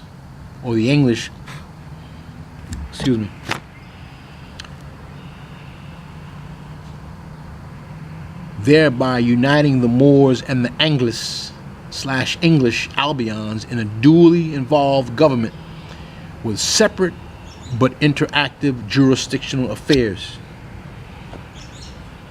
That's very important. Separate but interactive jurisdictional affairs. This would be the reason why their own Albion white founding father, John Adams, emphatically stated that the government of the United States of America Republic is by no means founded on the Christian religion. So that clearly dispels the lie that the United States is Christian lands. The 1787 Treaty of Peace and Friendship is indeed a binding document for both sides of the nation. Between 1788 and 1789, the native, indigenous, aboriginal sovereign Moors established and ordained the Constitution for the United States of America Republic, deriving its authority from the Moor Zodiac Great Seal Law of Peace. And that's another way of saying that the Native American Law of Peace, Guyana-Shagawa, you know what I mean? Same concept. Now, Now it says his note, if one would look closely, they would see the cosmological, astrological, physiological science which was placed in the constitutional government of the USA Republic, such as the 7 organic articles of the Constitution. Now I'm going to break down the science of the Constitution for the United States of America Republic, and let you know, understand where you come in. You got the upper hand, so-called Negroes, blacks, African Americans, if you know who you are. And you established this for the Albion. And all of a sudden now you getting the short end of the stick. Again, if one will look closely, they would see the cosmological, astrological, physiological science which was placed in the constitutional government of the United States of America Republic, such as the 7 organic articles of the Constitution. You see, the number 7 corresponding with several things in science, like the 7 openings of the body. If you've been following the body, human body, you know it has 7 main openings: 2 ears, mouth, the nose, and so the science of the 7 openings of the body. There's 7 ruling planets. I'm just giving you an idea of why the number 7 is so significant. It's the science of the number 7. 7 ruling planets. There's 7 days of the week. There's 7 Elohim. 7 eyes of Allah are the 7 planets. There's 7 candlesticks of the Judaic menorah. There's 7 seas. There's 7 wonders of the world. And Prince made a song called 7. Prince was very, very conscious, which is why he had to go. I don't know if it was foul play or whatever, but Prince had a song, 7. And I suggest you Google that and listen to what Prince is saying about the number 7. How 7 will conquer them all. Okay. Now this is within the constitutional republic that you all don't pay attention to. There's 12 jurors that must be selected on the U.S. Supreme Court, which is the highest court of the land. What is significant about the number 12? That again, the Moors and Native Americans put into the constitutional government. Okay, again, 12 jurors must be selected on the Supreme Court, which is the highest court in the land. 12 corresponding with the number 1 to 12 houses of the zodiac. Okay, 12 corresponds with the 12 cranial nerves in the body. That's the science of the 12. That's why there's 12 disciples in the Bible. 12 disciples, 12 apostles. Which word is not even flesh and blood men. They're not men. They're symbolic to, again, 12 houses of the zodiac and 12 cranial nerves in the body. Okay, so you also got the 9 Supreme Court justices in the highest court of the land. 9 corresponding appropriately with 9 months to give birth. 9 also being the number of completion. See, all this was implemented in the constitutional government here for the posterity of the Moors, to keep their posterity, and the Albion to keep their posterity. It did not give white people no sovereignty on this landmass, and they don't have none. It gave them a limited jurisdiction to handle their own affairs. That's it. They're not even supposed to be looking in the face of them or talking to them more unless it's in a consular court or Native Americans. That's what them treaties are for. So all this stuff about the this cracker stabbing people, talking about go back to your own country, he's out of line. It's time for them to be quarantine them suckers, man, or shoot them and throw them in a hole. They're out of line. So we're gonna continue. There were Moorish regencies and consular courts on this landmass which dealt with Moorish affairs due to continued wars between the Moors and the Albion colonists, which forcefully assimilated the Moors into being branded as Negro, coloreds, blacks, etc.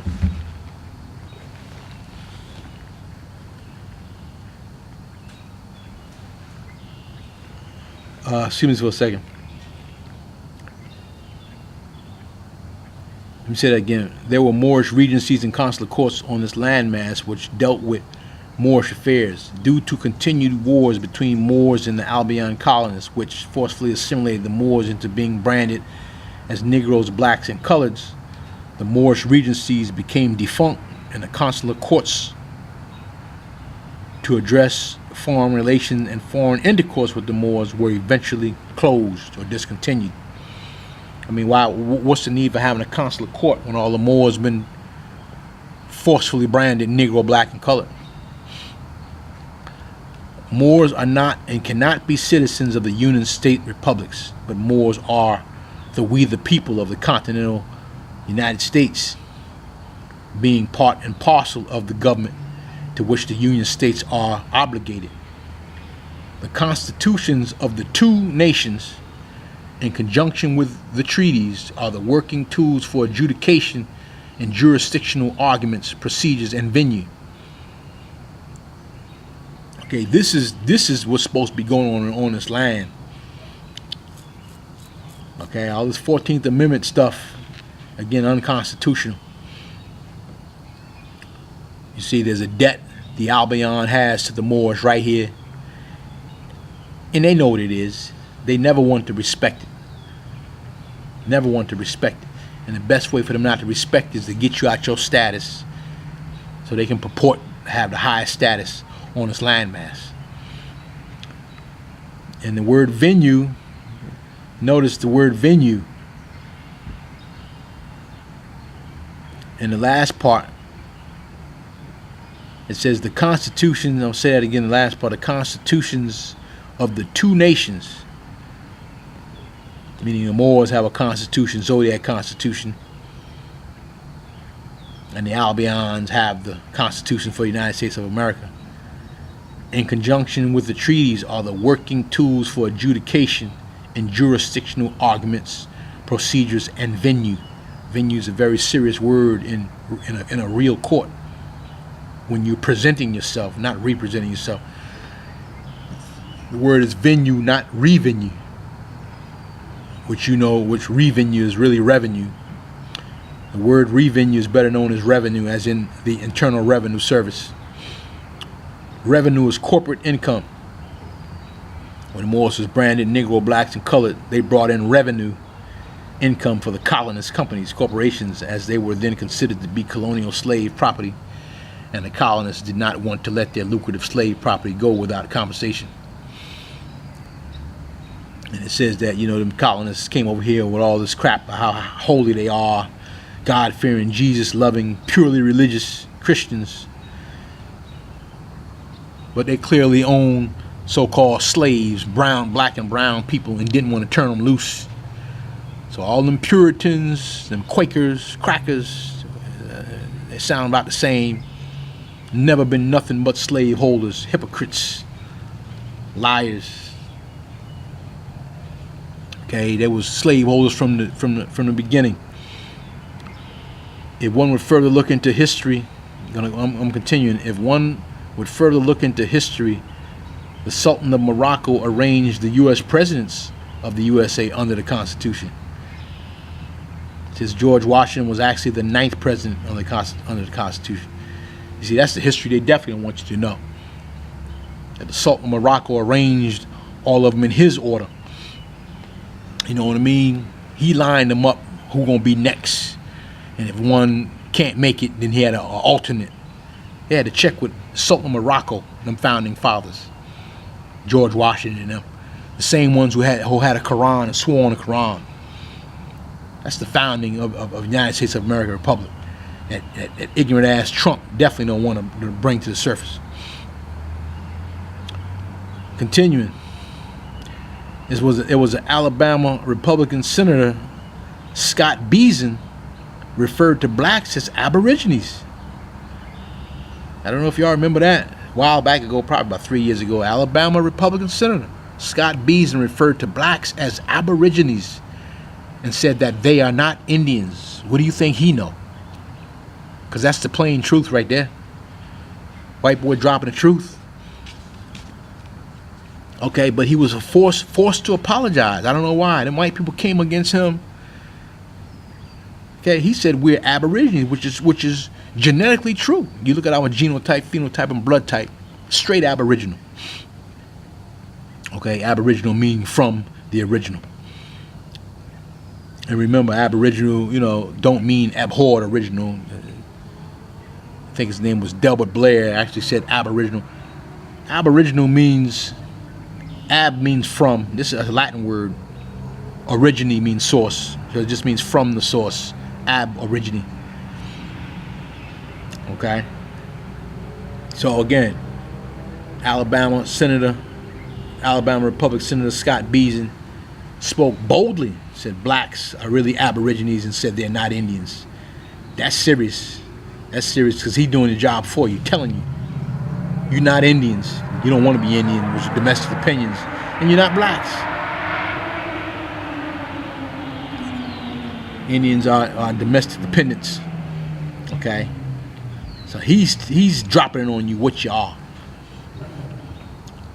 So if he know what you are, you know a lot of these your house Negro leaders know what you are.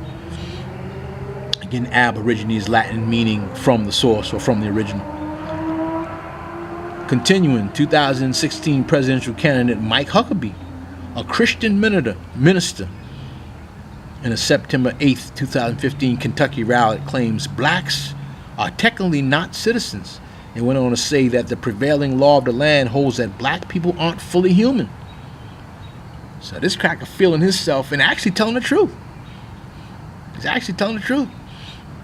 I don't know why y'all would get mad at that. So y'all, the Negro don't want to follow no law. Negro done been busted upside the head and abused you blacks, African Americans, so long till you won't conform with the law for nothing in the world. White people got to tell you. He's telling the truth. Again, 2016 presidential candidate Mike Huckabee, a Christian minister, in the September 8th, 2015 Kentucky rally claims blacks are technically not citizens and went on to say that the prevailing law of the land holds that black people aren't fully human. You're not. Because you don't have a nationality. You don't understand that the United States of America Republic was all about having a nationality. White people had to have a nationality. Everyone in there, if you're going to be judged by the law and adjudicated by law, you must have a lawful nationality. That's what Drew Ali told you. That's why the Moors keep telling you you're not black. And you get these black opportunists come from left field with all this black bullshit, Black Wall Street, Black Lives Matter. Y'all don't understand what you're doing to yourself, but white people got to tell you. When I tell you, you know what I mean. Anyway, continuing, I must remind you all, on March 6, 1857, Supreme Court Chief Justice Roger Taney, in his Supreme Court decision, noted that the question before the court was whether African Americans are citizens of the United States and thus able to file suit in a federal court. Now remember, I already read to you all earlier that Moors had a treaty and Native Americans had a treaty, which their adjudication with the Albion was strictly through a consular court with consular officials in there representing each one of them. Okay? It wasn't you just go in there and y'all hash it out and argue, no. And it had to be done in a federal court. That's what treaties do when you have nations. But March 6, 1857, Supreme Court Justice Roger Taney, in his Supreme Court decision, he shouldn't even have to said this, noted that the question before the court was whether African Americans are citizens of the United States. You should already know the answer to that. African American is not a nationality. Okay? Whether African American citizens are citizens of the United States and thus able to file suit in a federal court. He went on to say African Americans had for more than a century before been regarded as beings of an inferior order and altogether unfit to associate with the white race, either in social or political relations. And so far and so far inferior that they had no rights which the white man was bound to respect, and that the Negro might justly and lawfully be reduced to slavery for his benefit, he was brought and sold and treated as an ordinary article of merchandise and traffic whenever a profit could be made by it. Now this is what this white man said. You know he's a Mason. And again, he ain't saying nothing wrong. There's something wrong with your damn thinking. This crack ain't saying nothing wrong. He's telling you African Americans got no standing in law, Negroes, blacks, colors. If you don't have a nationality, you're not afforded the law. And that's been our problem all this time. And it's getting worse, and still it's a problem. And we still don't want to change and get right within the law. Most stubborn people, hard-headed people, even getting murdered.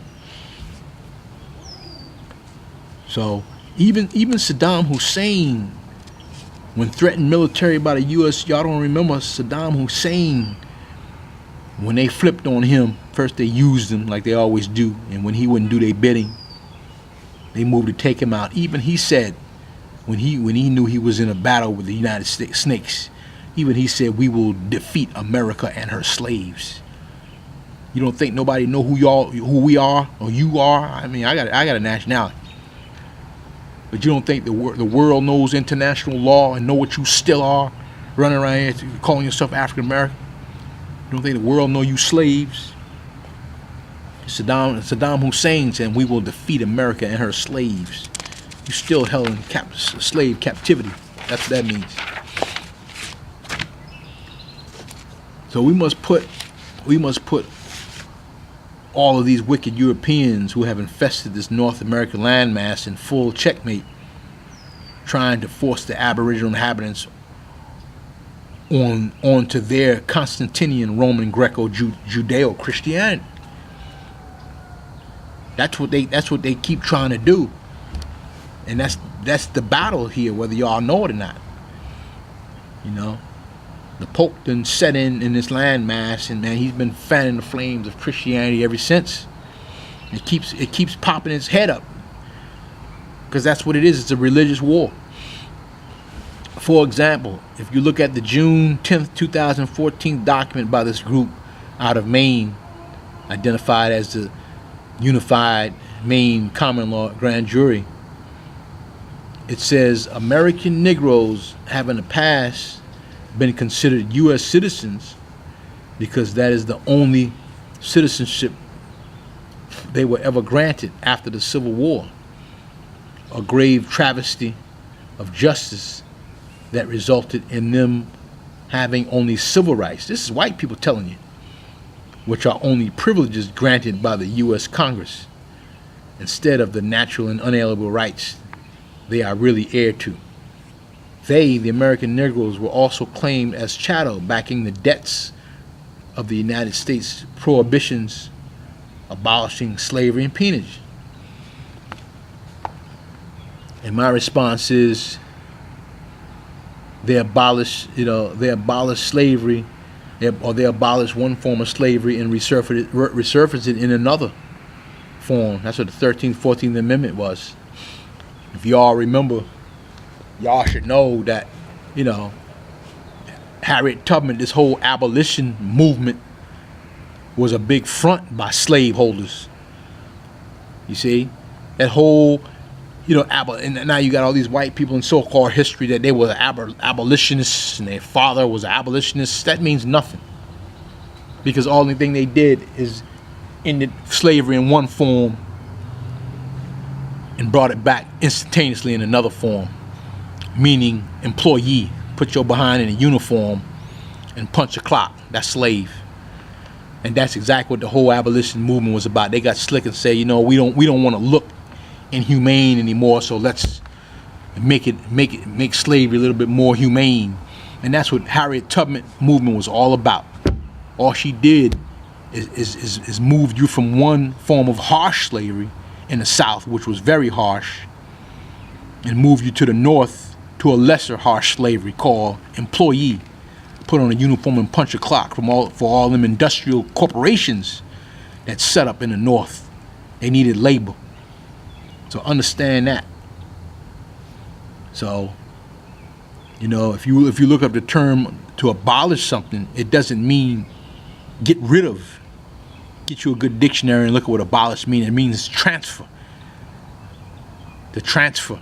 So slavery was transferred from one form to another. That's what the abolition movement is all about. And white people jumped on that, again, trying to look honorable, when all they did is, again, put a slave out of the shackles. They didn't want to look inhumane, that you got to shackle you on a leash and get whipped. They do the same thing on the clock. That's what employee is. You know what I mean? You got to take breaks when they say. You get punished and written up when you don't act right, just like physical slavery. You get punished. Okay, when you're on the clock, you get punished. You get docked. If you're late, they dock your pay. All that. So, y'all make sure y'all understand that this abolition movement was bullshit in history. Any cracker that's proud to be abolitionist is still a redneck cracker, slave owning cracker, because the only thing he did is formulated a corporation. Because that's what the 14th Amendment did. Took so-called black people out of physical slavery and put them on a federal plantation, which is corporations, corporate. 14th Amendment is an artificial entity, corporate. And they formulated all them big industrial plants all up in New York and Maryland. Okay, that's how Negroes got to Maryland, ran to Maryland from Georgia and all that, and got the nerve to turn uppity in this damn racist plantation, Maryland. Okay, Negroes don't want you to know it's a plantation. That's what it is. It's still a South. Okay, that's what the abolitionist movement did. Brought you from South Carolina, harsher slavery, which was harsher. You ran to New York, Delaware, Newark, and they put you behind in a uniform and had you punching the clock, working in the manufacturing plants. And now you're an uppity Negro. You know, you think you're free. You're not free. The word employee actually means slave. And employer means slave master. Surprise. It's called a bait and switch. So we're going to continue. So again, they abolished one form of slavery and resurfaced it in another, 13, 14, 15 amendments. After 1865, you saw public schools, public debt, and a public person. The sister Michelle Alexander goes in on this nicely. She does an excellent job in her book, The New Jim Crow. What is it? The New Jim Crow, Mass Incarceration in the Age of Color Blindness. Again, after 1865, which you know the Jesuits killed Lincoln. That's when the damn establishment came in. That's when something was established here, the unseen hand. You saw the word public come to the surface. Public schools. Okay? Public schools, not private schools. Public debt. Remember, you can't question the public debt. Why? A public person was created. 14th Amendment is a public person. So the Negroes felt for this public, they fell for the public scam, which put them really on a federal plantation. The 14th Amendment made an artificial, fictitious legal entity person and made the real, live, flesh and blood person serve as surety for an accommodation party to the creature of the law, which is the Latin term ens legis. Okay, they made a cestui que trust. It's a trust in order to shun liability for forced labor, human trafficking, debt peonage, commercial exploitation, which are international crimes. So they just dropped their slavery into a big corporate scam so they can have commercial liability. And now you can't sue a cracker for beating you physically, because he's doing it to you now through a corporation, which has liability. And he got you consenting to be an employee when the corporation is employer. Still slave, slave master. Surprise. Continuing, a prompt correction is available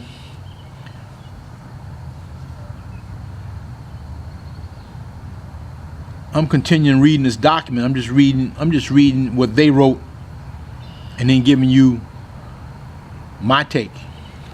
Bear with me.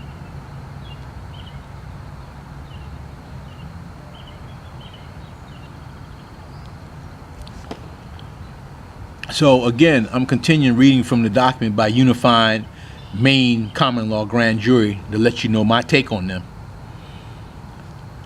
That they got some good historical information, but they ain't for us. They cannot give you a remedy for the situation you in, being so-called Negro, Black, Colored, African American. So I'm again reading from their document, a June 10th, 2014 document, which says a prompt correction. This is what they're saying that so-called African Americans can do. A prompt correction is available from the organic states by proclamation. The people in the organic states are granted full and immediate recognizable status as American nationals, owed all the natural and unalienable rights of any other organic state citizen, no matter which geographically defined state they may inhabit on the land. The only exceptions are those residents born within the borders of the insular states, which are District of Columbia, Guam, Puerto Rico, who must self-declare their status under Article 15 of the United Nations Universal Declaration of Human Rights. Again, see, they partner with the United Nations. You know, they're not sovereign. You know, I mean, they got no sovereign proposal for us because you don't want nothing to do with no United Nations. And that means nothing. You're in bed with the United Nations, you're done. Unless they revamp that and tear that down. So, in my comment on that paragraph, is doing anything with the United Nations is a setup because all corporations, all corporal nations in the United Nations have country codes, and those country codes are literally equivalent to zip codes, zone improvement plan, which places one domestically under the corporate policy of the U.S. federal corporation, at least zip codes. So zip codes put you under the policy, domestic policy of D.C., which you don't want to be, and country codes put you under the policy of the United Nations, which you don't want. Neither of them are sovereignty. And I'm continuing what my response is. The W8BEN remedy was being promoted by certain Moors, but one must have a country code to get that. That's where they will get you, because a country code have been set up for every corporation nation in the UN. Codes are not laws. The UN is an international corporation hosting national corporations, which they separately present to you as countries. An organic country is not a corporation. The operational structure is similar a country to a corporation, just like the average family, clan, and tribe, but it is not an incorporated entity.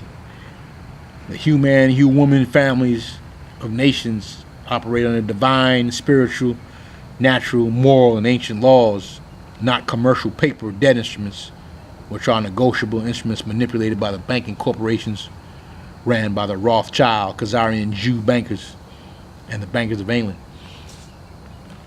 So you got to understand the average family and village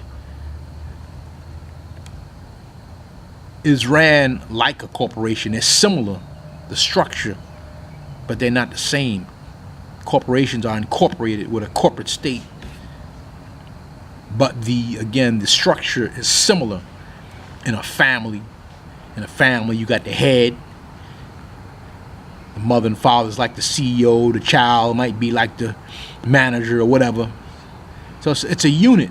They're both units, is what I'm saying. Family is a unit, corporation is a corporate unit.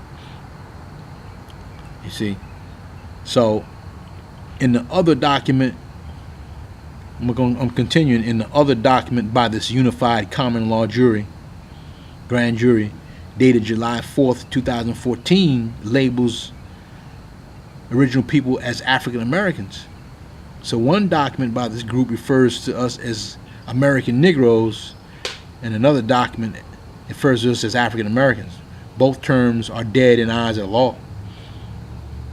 So these particular terms of identity must be immediately terminated and a bona fide, respectable, organic identity declared and established on this landmass. And you don't have to do that with none of these states. These states can't give you your identity. They can't give you anything they didn't have on this landmass. See, white people are trying to reformulate these states and keep control of Asiatics. That's what they're doing in a nutshell. When you got rights that the states don't have on this landmass. The states are not sovereign here. You trump the states. Okay, the states are for them to handle their affairs interactive with your autochthonous status. They can never be autochthonous. Okay, you got consanguinity that they don't have, right by blood. They don't have here. So you got the upper hand here. They don't want to tell you that and fess that. That's what the whole fight is all about. They want to act like they're the parents giving you the child. They got to give you something. You see, they don't want to take their place. The wicked little children. You're gonna have to spank that ass one way or the other, and it's happening now. That's what that Trump is showing you, that he gonna throw a tantrum. He gonna rock out until a parent got to get upset and whip that ass. And that's what he gonna make happen with China. That's what he's making happen now. Y'all just don't understand that. Then you all would know you need to be getting in on it right here on this landmass, because you have the genes again of the parent genes. You don't understand who you are. You the missing link in all this divinity going on with brown people. Wake up. If you woke up, it'll be over. That's why they keeping us locked down. They know who we are. We woke up, it'll be over.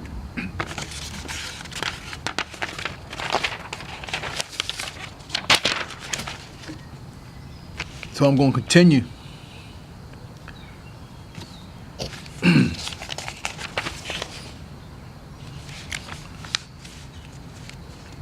Solutions for Negroes, blacks, coloreds, and African Americans under these particular conditions. What solutions do we have right now of what's going on?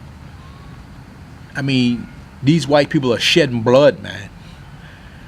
You might go into a Dunkin' Donuts and you so naive, you think it's just going to be a regular day.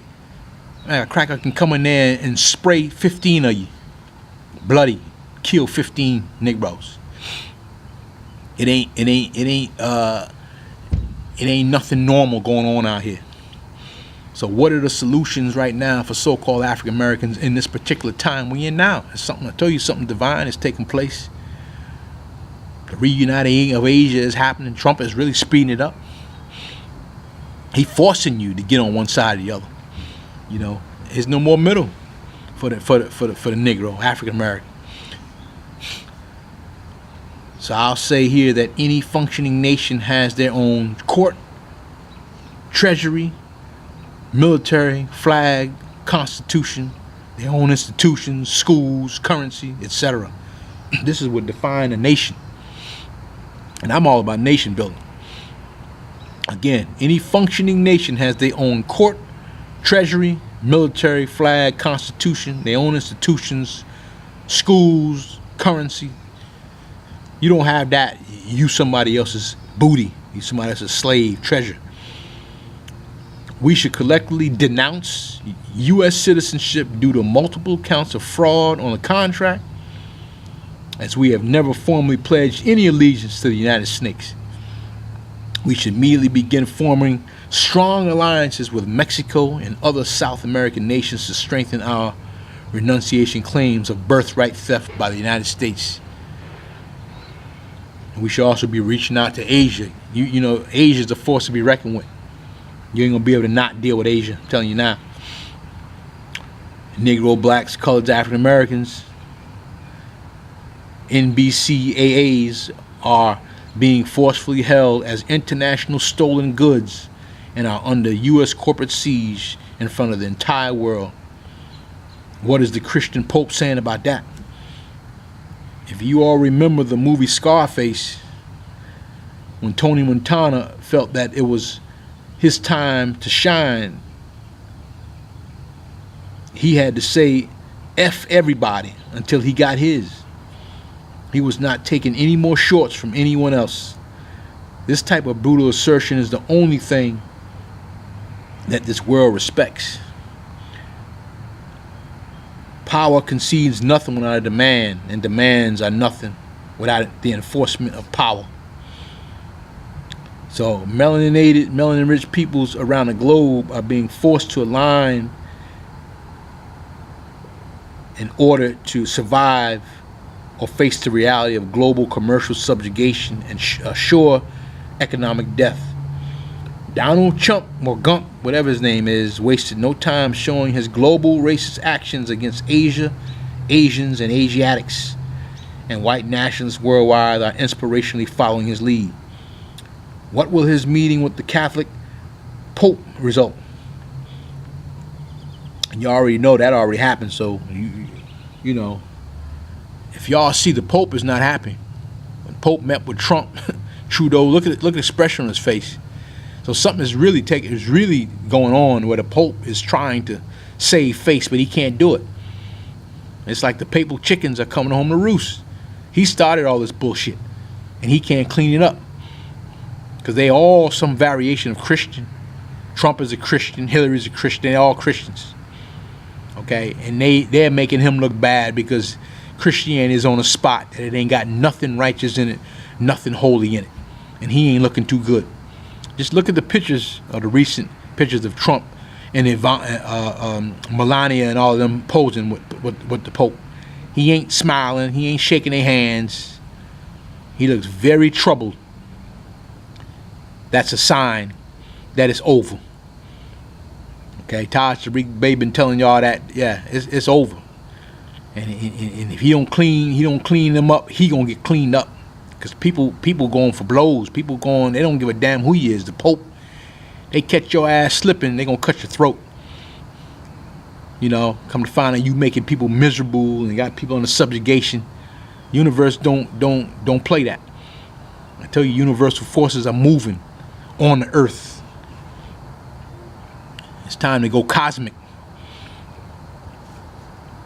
Okay, I'm seeing the effects of strategically designed culture wars in which the brown-skinned people from South America and Asia are being allowed to the U.S. beast to economically and commercially advance at the detriment of Negroes, blacks, coloreds, and African Americans.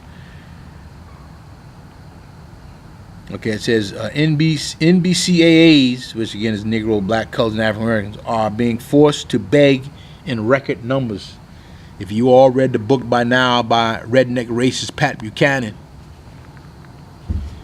he clearly has a part in there called Culture Wars, how black and brown people are fighting, scrapping, being at the bottom of the barrel, scrapping for the crumbs, and they're literally bringing brown-skinned people here from South America for their labor.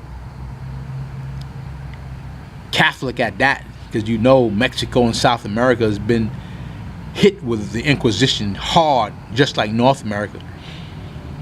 And once he gets them Catholic, he brings them over here for labor and for their vote against the original, against so-called black people. It's causing chaos and conflict.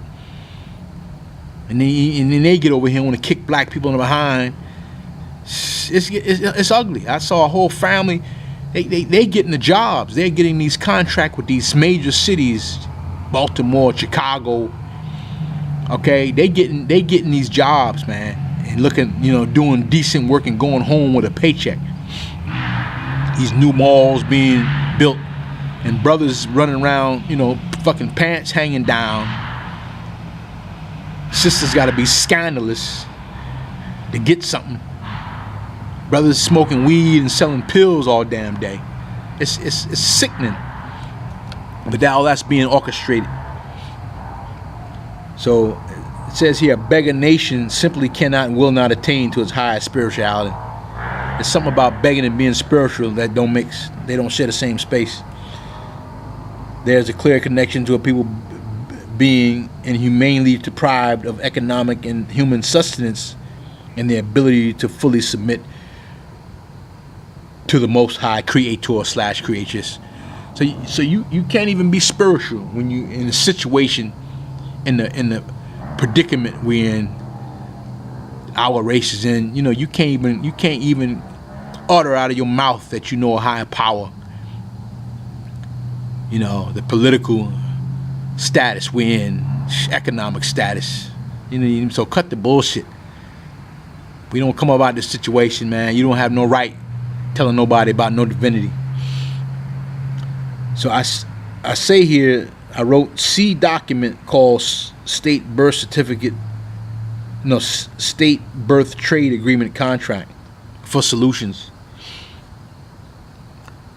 There will be a document going around. I will put a document out showing you that your certificate of live birth is just that, a trade agreement. It's all about trade. And this is how we gotta understand this thing, that, you know, what it is what it is. It's all about trade. They've been trading us and trading with us and still are. It's all about trade, which is ultimately commerce. So, you know, you all keep a lookout on that document about the state birth trade agreement, because that's my proposal for solutions. We got to deal with that birth certificate or certificate of live birth. Remember, any interactions between human beings is commerce. It's all about commerce.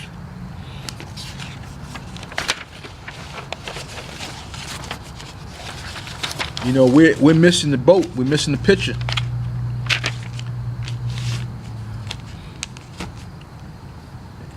It says here, during Trump's recent Middle East visit with the corrupt Saudi family, Trump clearly stated, this is out of his mouth. Trump stated this landmark agreement, and I put in parentheses trade agreement because that's what it was, includes the announcement of $110 billion Saudi-funded defense purchase, and we will be sure to help our Saudi friends get a good deal. That word deal is trade negotiations from our great American defense companies. So this man is talking commerce. I'll say that again. During Trump's visit in the Middle East, a visit with the Saudi family, corrupt Saudi family, that same family the Bushes was in bed with. You know they corrupt.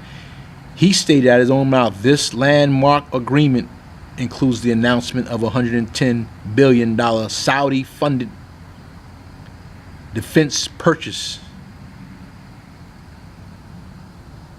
and we will be sure to help our Saudi friends get a good deal from our great American defense companies. So he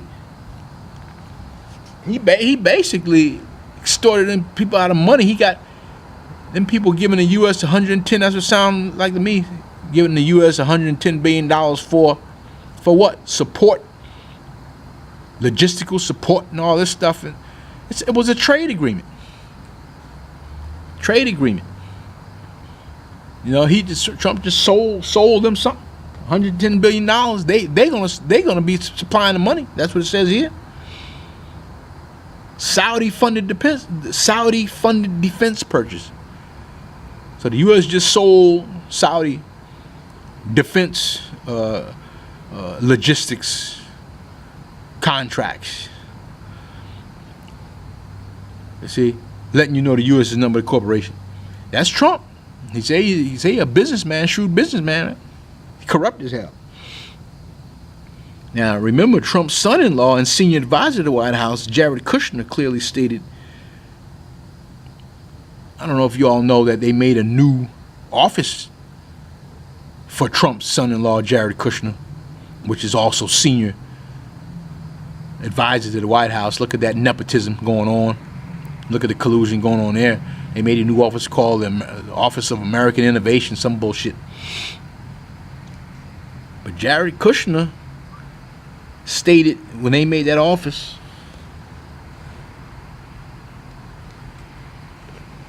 he clearly stated, hold on a second.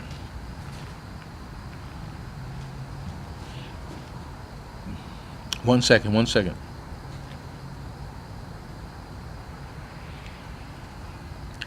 So again, Jared Kushner stated that the government should be run like a great American company.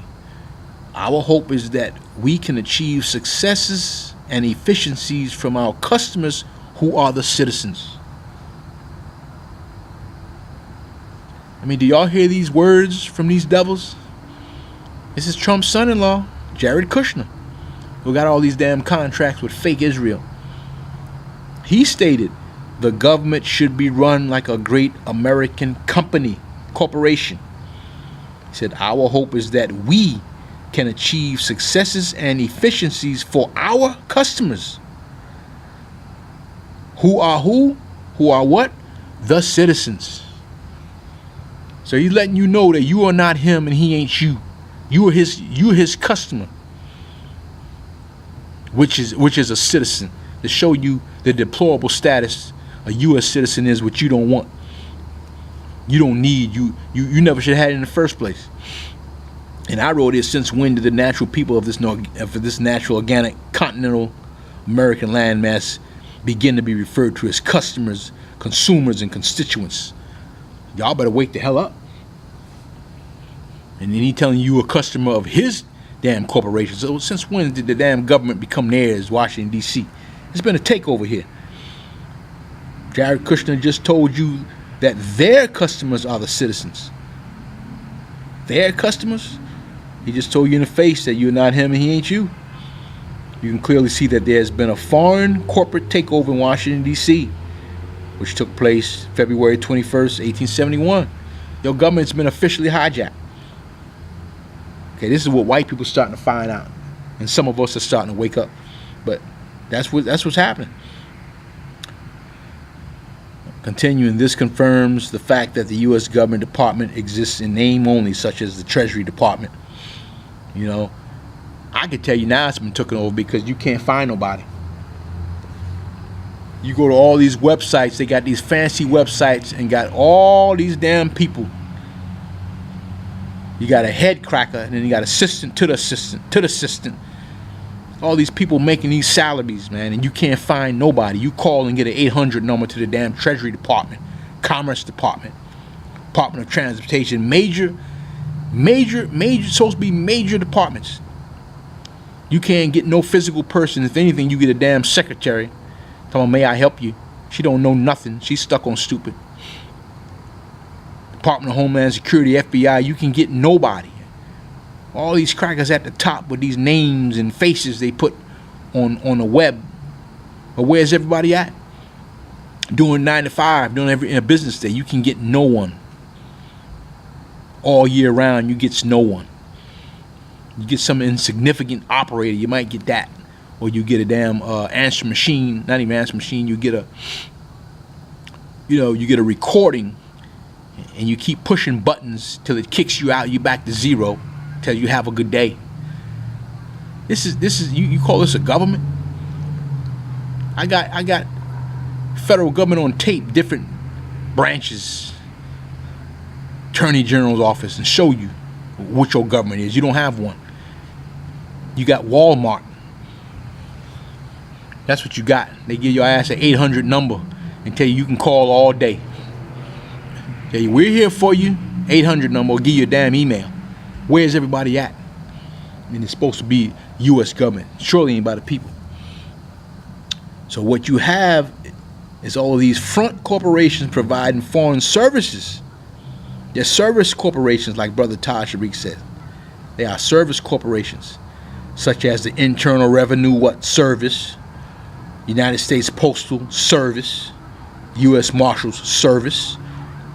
Under the Republic, under the Constitution, there was no all these services. There was no United States Postal Service. There was the United States Post Office, meaning a constitutionally created, constitutionally authorized office called the Post Office. U.S. Marshals, it was never a service. It was a constitutionally created, constitutionally authorized office known as the the office of the U.S. Marshal. It was an office. It wasn't no service. And all these alphabet organizations such as FBI, DHS, SSA, FEMA, You know, again, nobody's around Monday through Friday, 9 to 5. So a U.S. citizen is clearly a classification you don't want or need. A citizen, as you can see, in this case, a U.S. citizen is just a component of a commercial operation, sort of like nuts and bolts in a machine. The nut mechanically functions with the bolt, and the bolt mechanically functions with the nut. There's no natural rights, no sovereignty, or no natural moral consciousness involved. And remember the Trading with the Enemy Act, the word trading with the enemy, which is the War Powers Act of October 6, 1917, which was enacted to find, regulate, and punish trading with the enemy, and for other purposes. They came in with that other purposes. That's disclosure right there. They always say some words and at the end for other purposes. Like, what is that? It's concealment. This act originally excluded citizens of the United States, but in the act of March 9th, 1933, Section 2 amended this to include any person within the United States or any place subject to the jurisdiction thereof. So U.S. citizens, which is an artificial, fictitious U.S. maritime vessel, have now been officially declared the enemy. That's why the police can come and knock your damn teeth out and shoot your mother, your grandmother, and punch a 14-year-old in the face 3 times like a man. Y'all don't know what's taking place here. You better remember that movie by Will Smith called Enemy of the State. Okay? Because they are turning things up. And word is that they're trying to make, they got to make America a third world country. And the best way to do that is with, especially a racial war would be perfect. Would be perfect. And you got Donald Trump surely fueling one. You know, with his racist aura. You see what he brought in that has never stopped since. And they turning it up. They turning it up, man, and he ain't saying one word. One word. Why would he? When he already done brought it on. I mean, you should have known what he was about when he was running for president. He told a white racist to punch a brother in the face. If anybody opposes me, punch him in the face right there. And a white boy punched the brother in the face. That's a taste of what he's about. So he using his degrees. You see what he using his degrees for. He's inciting violence, inciting death. Okay, and you know, these ignorant white patriots, so-called white patriots, trailer park trash, they ain't too smart any damn way. They need something to make them think that they doing something. You can't be American anyway. I don't give a damn what you crackers do. I'm the real American. You know, let's do blood. You know, what happened to blood tests? Let's do a blood test, a DNA test. We ain't got to do all this killing. Some rabid white cracker want to attack a brown-skinned Muslim when they more American than you. They Asian, they American, they African. You ain't none of those. They natural. And you want to tell them to get out your goddamn country. Your country? So we at heavy roads right now. It's very serious. And this blows. We here. We ain't coming to blows. We at blows. Because I'm telling you now, I'm contemplating. I keep my eye open. I see war. Even if I'm in a park, nice sunny day, I see war. Anybody come near me, especially white, don't trust you. You know, I'm waiting for you to try that redneck shit with me or somebody else in a store I'm in. Because I will be a vigilante. And have to defend a helpless sister or brother. You know, I have to look out for naive girls, our sisters running around. You know, they don't know no better. But you know, the sisters at war. You don't expect the sisters to handle this. Brothers, this is what we supposed to be doing. So, man up, organize. That's what this is all about. I was walking one time at night a couple of nights ago, and I saw these white boys. The sister was just walking across the street. White boys was coming her way, really just crossing the street, but I was going the opposite way. But I had to stop and turn around and make sure they didn't try nothing with her, because it was dark. She just looked so vulnerable, man. Our sisters are all over the place. I mean, this cracker can attack her so quick, stab her, say get out my country, do some kind of racist act to her, man. And the only thing she can cry for is who the damn police. But she don't know they just racist. But I literally turned around and made sure she at least got past them and at a safe distance. See, I do things like that. I do things like that, especially for our sisters with babies and all that. It's time, man. We got to get our people organized. They don't even know they need to be protected. It's sad. You got a predator out here. Trump is a damn predator. And he's fueling predatoristic acts. You can clearly see it. You know, they got to do all this because they ain't original, no damn where. And everybody knows it. That's what's taking place on this earth, whether y'all know it, especially in North America, especially Americans. And the white man knows his gig is up. All of his lies of whatever entitlement he has, little Christian entitlement, ain't gonna hold him. It's not gonna hold him. You know, the Creator's calling his people and brown skinned people who got some damn sense is doing something about their condition, and they ain't bound to this cracker. You know, all except the Christianized Negroes, African Americans. You know, something gonna have to hit y'all. I don't know what it is. Y'all done seen Katrina, 9/11, and we still sedated. It's time to organize. So